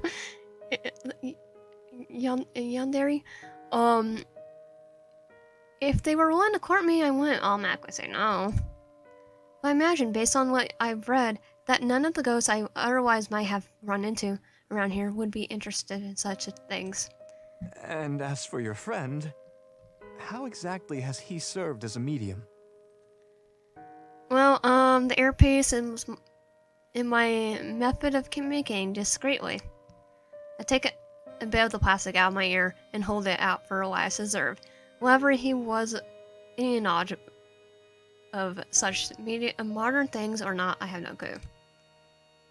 But sadly it stopped working and needs to be charged. I don't think you'll be able to help here either. So, to contact him again, you'd have to leave? Ashley's coming here. Now that the link has been broken, he's not going to let me out of his sight. Oh, is that so? Is Elias brushing? He's not suddenly getting jealous of Taylor, is he? Well, he's heard about the wedding, yes? Our wedding? Yeah, you should be very, very happy this is Sonny J. Jack, though. Yes. Well, I suppose a wedding without guests isn't much of a wedding. Everything is just about in order for the ceremony anyway. And I hope your friend realizes how safe you are with me by now. He can wait outside for a little while we finish our preparations. Shall we go ahead and place the final touches on this affair? Gets hearts back in the eye. We shall, dear. He offers my arm, and I take it. He offers his arm, and I take it. I have no idea what's about to happen. Can Taylor even get inside? Will he spill the beans about my facade? Will I be able to escape before I marry a ghost? Do I want to escape? Now then, shall we? It is time to show you my precious family jewels. Elias and I make our way towards the staircase as I softly grip his eternal infernal arm. I watch as his free hand grips the dark,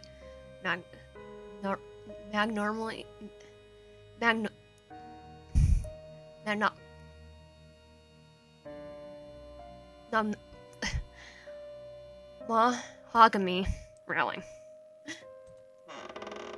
The stair creaks a little too loud and leaning closer to Elias. My hold on his arm tightens. Do not fret, my dear. These stairs are safe as long as you stay by my side. That's reassuring. I gave him an uncertain smile, trying not to remember the state of this decrepit stairs when I first entered the mansion. They now look elegant, lined with soft gold-trimmed carpet. Careful now. Elias places his hand on top of mine as we walk down the hallway. He wears a faint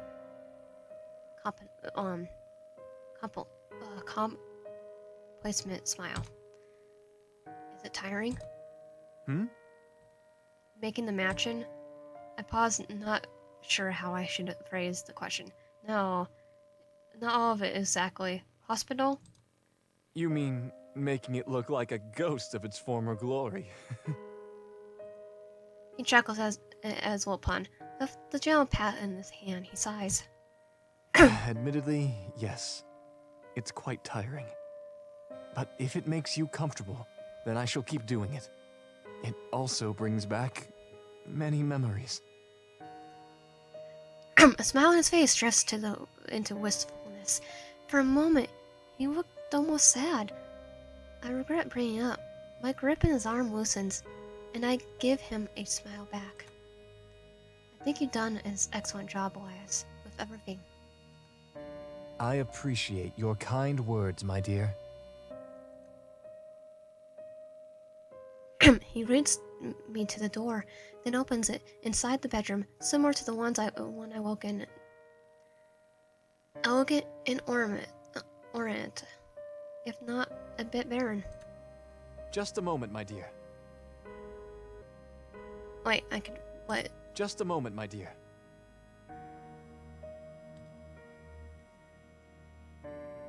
He lets go of my arm, making his way to the vanity. Instead of reaching for one of the drawers, he presses his hand against the wall, causing the vanity to lower and reveal a hidden compartment. I knew the mansion had at least one secret passage. Glass shifts through the door. Glass shifts through the drawers inside the compartment, eventually pulling out the unassuming dark wooden box. He slowly opens it, revealing a ring, necklace, and a pair of earrings. Ah, here we are then. His eyes spark up with wonder as the jewelry sparkles without the light shining on it.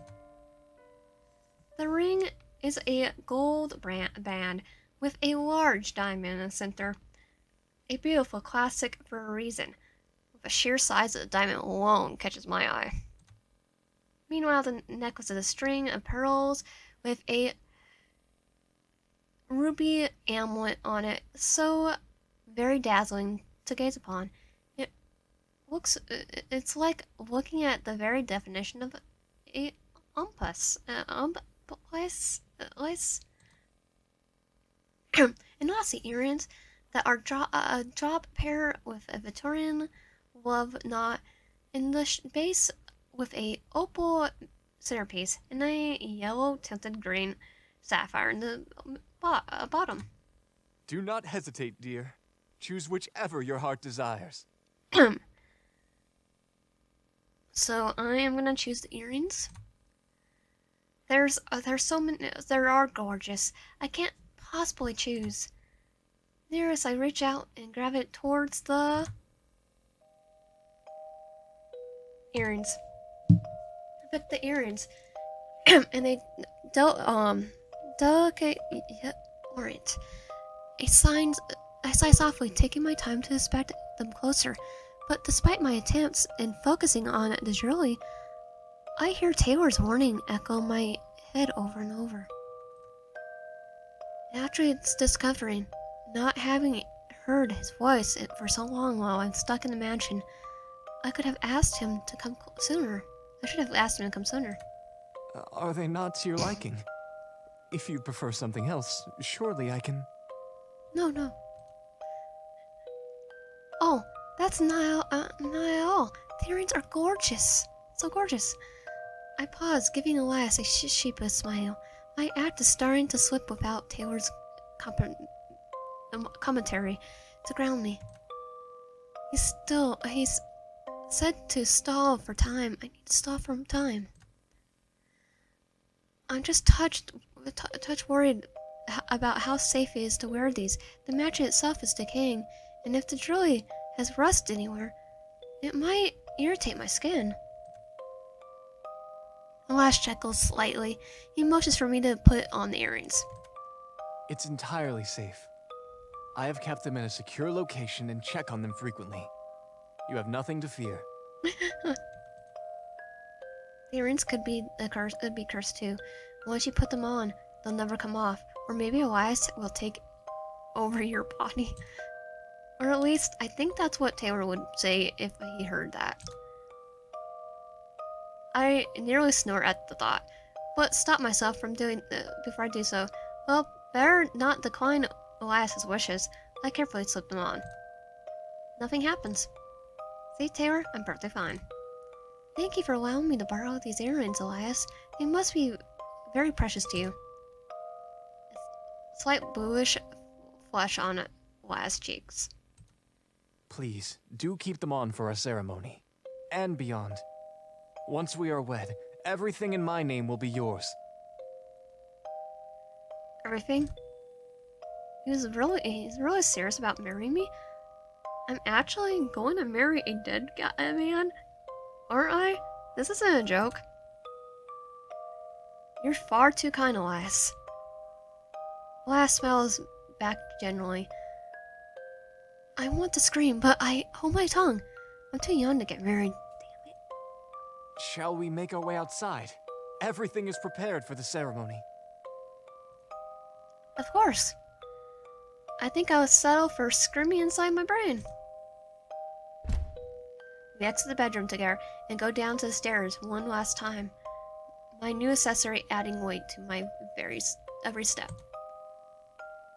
Soon we shall be wed, my darling, and we'll have all of eternity together. Are you excited? Well, that sure seems to be. I don't know what to answer. That whenever I should be sincere and tell him the truth or continue the charade. I spent the whole night here, but I have more questions than I have answers. So many loose ends, and no way to tie them. And yet, I'm about to tie the knot with a man I barely know. Well, I have no idea if the other one will reach me in time. I'm so screwed. My love, what's on your mind? Nothing, I really am a bad actor in the end. Well, everything that has happened, is about to happen. I must be feeling the entire range of a human emotion right now, my beloved. Nervous, excited, and so full of dread. We return to the fire, where the whole night began.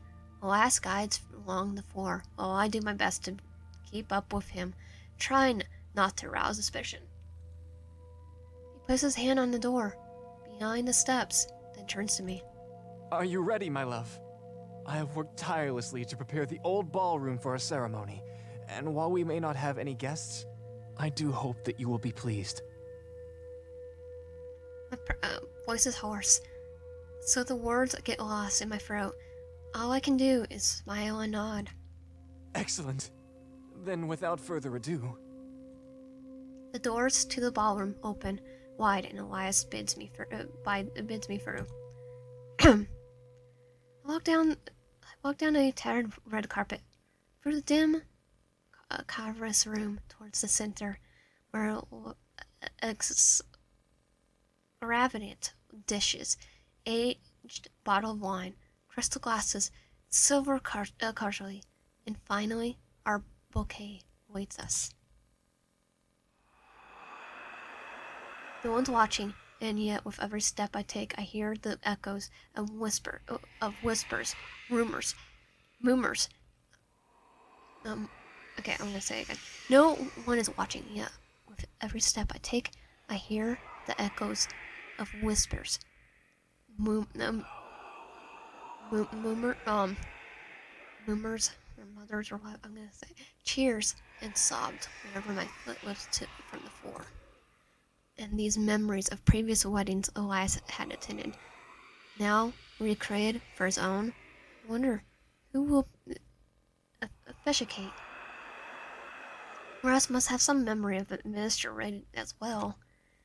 I turn my head back toward the back and peer at the door, waiting for my groom. As he floats in, the noises grow more ravenously, and the lights bloom into a pale blue glow.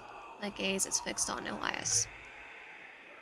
Eternity passes in a single second as he reaches the altar, beaming with endless pride. It's time. The crowd hushes down to a murmur before courseling into a silent, echoing voice. Welcome all. Family and friends, thank you all for coming today to partake in this joyous occasion. Today we are gathered together to unite Elias Gallagher with his beloved. I still cannot take my eyes off my groom. Long has he suffered, and now long shall he be overflowing with joy. Let the memories of betrayal, of murder, of waiting be washed away like leaves in a flood. Love has triumphed. Oh god, this is what Elias is thinking. Do you, Elias Gallagher, take this person to be your lawfully wedded spouse, to live together in matrimony, to love them, comfort them, honor and keep them, in sickness and in health, in sorrow and in joy, to have and to hold, from this day forward, now and for all time? So no death dying part because he's already dead. I do. Do you, my dear, take Elias Gallagher to be your lawfully wedded husband, to live together in matrimony, to love him, comfort him, honor and keep him, in sickness and in health, in sorrow and in joy, to have and to hold, from this day forward, now and for all time? I do. Stop! There's Taylor. The slamming of the ancient doors against the walls drown out all the memories in the ballroom, and the illusions disappear without a trace. Who? Taylor. Aside from the anger echoing of footsteps, there's only me, Elias, and a very, very sweaty Taylor in the other side, in the otherwise empty sanctuary. I have never been so happy as to smell his attempt to mask the scent of sweat with overpowering cheap cologne. That's right! This has to stop! You should have told Elias the truth ages ago. I should have told you the truth ages ago. What? My dear, is this the spirit medium you were talking to? Yeah, totally. His name is Taylor Potts, and...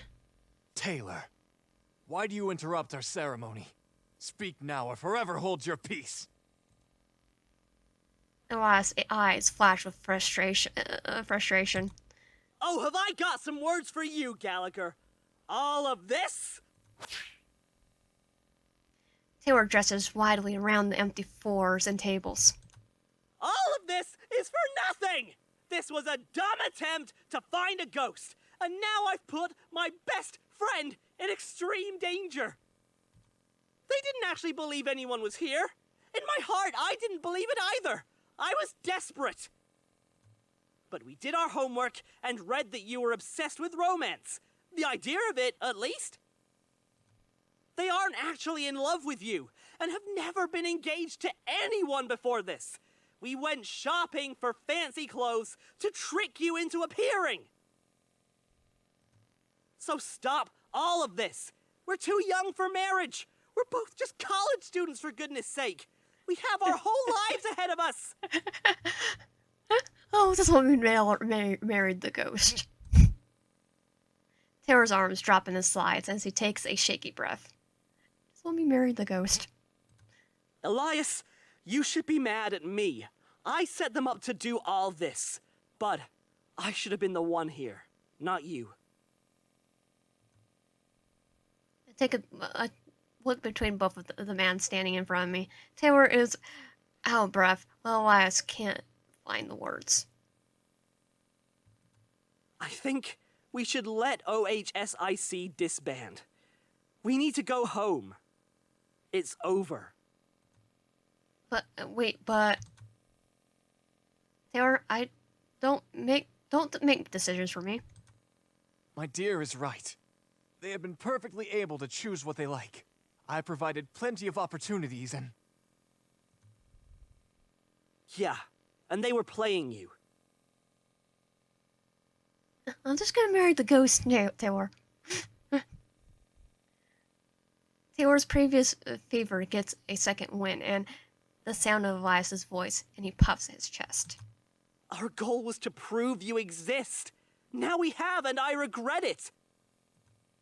Taylor, Besides, do you even realize what rushing into marriage does to people? What if it turns out that you two don't even like each other, or can't even stand being in the same room tomorrow? I think I handle a ghost. No, it's not as bad as the ghost cloud that just pops out after you watch a movie. It goes, it's like, I'm hanging out with you. I don't know about you, Elias. There's only so many tabloids that we can salvage all the way back from like 100 years ago. But have you ever had to watch your parents fight with each other behind closed doors? Elias cocks his brow in confusion. All I can do is stand there and listen trembling. Rushed, unhappy marriages lead to divorce. Maybe your parents got along fine. Maybe they didn't. But if this was a regular wedding between you and Bud, you'd be waving a red flag for the whole state to see.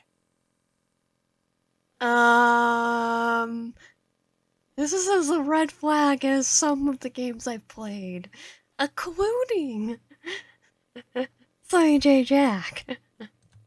Mom and Dad tried so hard to pretend things were okay when I was growing up, but I wasn't stupid. I saw the exhaustion on their faces. I heard what they said to each other. And I also met a old couple, that literally married right out of high school. That was their first time they dated, after their first date, and they were still married. Like 80 years later. No one deserves that. I'm sorry, Tara, I didn't... Besides, after all this, I realized I'm jealous. What? Oh, all this time. Wait, jealous of who? Me, I assume. There's a rival suitor vying for your affections. Oh, okay. Taylor, why weren't you gonna tell me that you had a crush on me? It's true. I think you're great, and I really, really like you.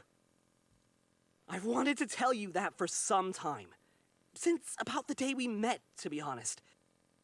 A little too late now. We're really getting married to a ghost. But you were such a good friend. A kind friend who supported me in everything I did. But you were such a good friend. A kind friend who supported me in everything I did. But I was scared to lose that. But you were such a good friend. A kind friend who supported me in everything I did.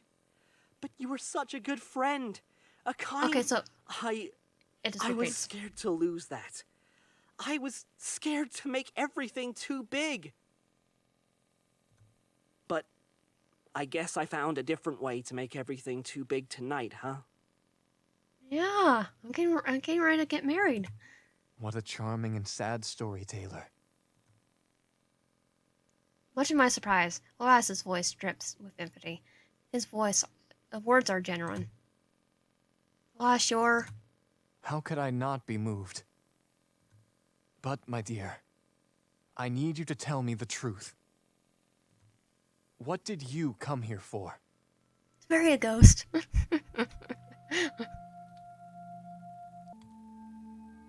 I came here to help Taylor find a ghost. Our ghost hunting group was in danger of closing, and we decided to investigate this place. We knew people broke into the place pretty often, and no one ever actually claimed to see any ghosts, so we decided to do what we could to make you appear. Nothing I told you about the previous wedding was true. I wasn't left at the altar. I was never even at the altar. I'm just an ordinary university student trying to help a friend. I see. I don't want to hurt his feelings. There is. The truth is out. I suppose it had happened sometime. If Elias could sink into the center of the earth, he probably would. The only thing keeping him afloat is some sense of decorum. Decorium? But not all of this was a lie, was it? No, I'll marry you. Your demeanor changed as we spent time together. You got to know me. You learned about the real me. And I think your heart opened. Oh no, come on, don't do this! I get that you're lonely, but you're completely missing the point here! I'll marry him. Taylor, please. Where we go from here is up to them to decide.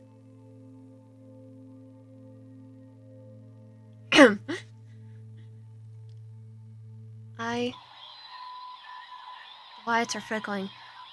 The world is collapsing, and nothing makes any sense anymore. I don't know what to do. I should never have come here at all. The whole thing was a mistake.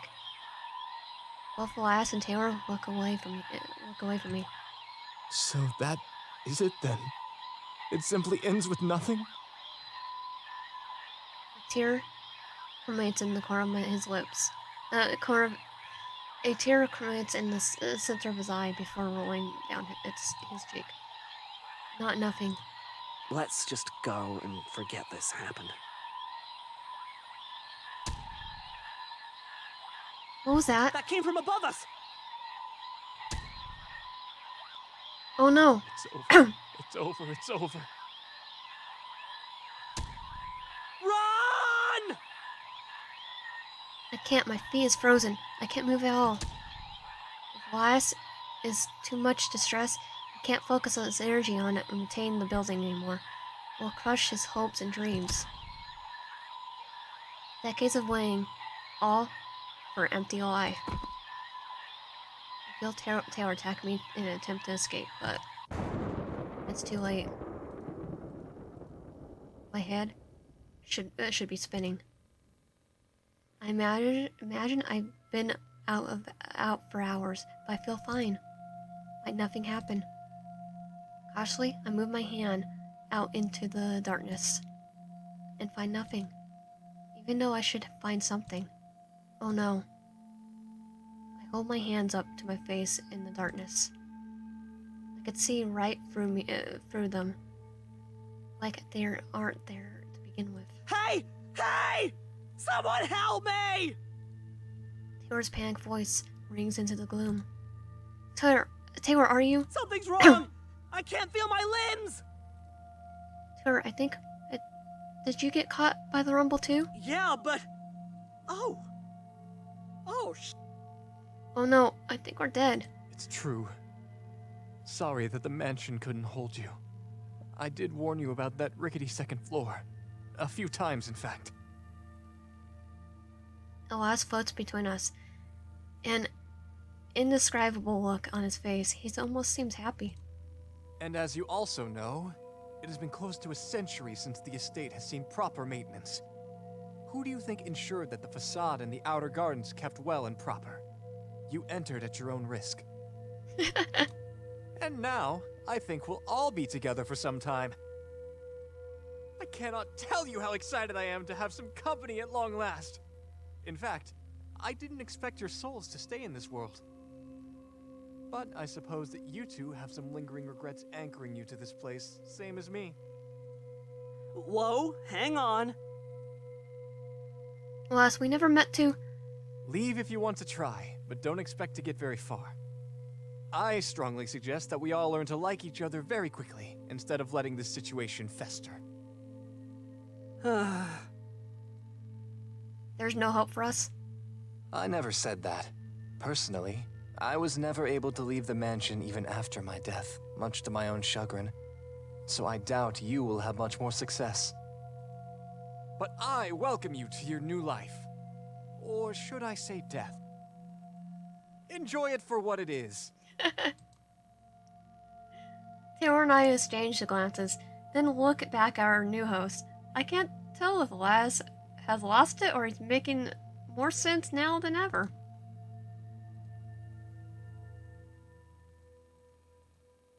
Several months later. Taking some time, but I finally managed to get my soul to climb high enough to return to the bedroom. I didn't think moving would be so hard. Elias made it look so easy. Taylor still hasn't quite figured out yet. Maybe it's despair. Maybe it's Elias helping me more than him. I thought you might return here. Elias. It's a nice little bedroom, isn't it? If you want to lie down, go ahead. No reason not to relax, even for the dead. While you rest, I'll go talk to Taylor. I think it's high time things changed around here. Change how? For the better, I hope. Wait here. As his gestures bow, Elias is gone. I take his offer and lie myself down for rest. It's as soft as I remember. And I can't help but fall into a deep, long sleep. Wake up, dear. Yeah, come on. I open my eyes and stretch my limbs and look towards my morning graders. Taylor and Elias float nearby, hand in hand. Hand in hand? So, we decided to start dating. And we'd like you to join us. What, really? I couldn't help but wonder what kind of conversation or how many conversations had while I was out. We both have feelings for you, and maybe you still have feelings for the two of us. What do you say? Want to try it out? Yes. How about it? We can repair the ballroom if the three of us work together. And we can spend the rest of eternity dancing in each other's arms. Will you marry us?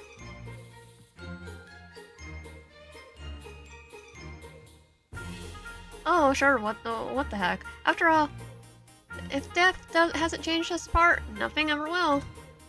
I do. Anyone. Ending hero forever.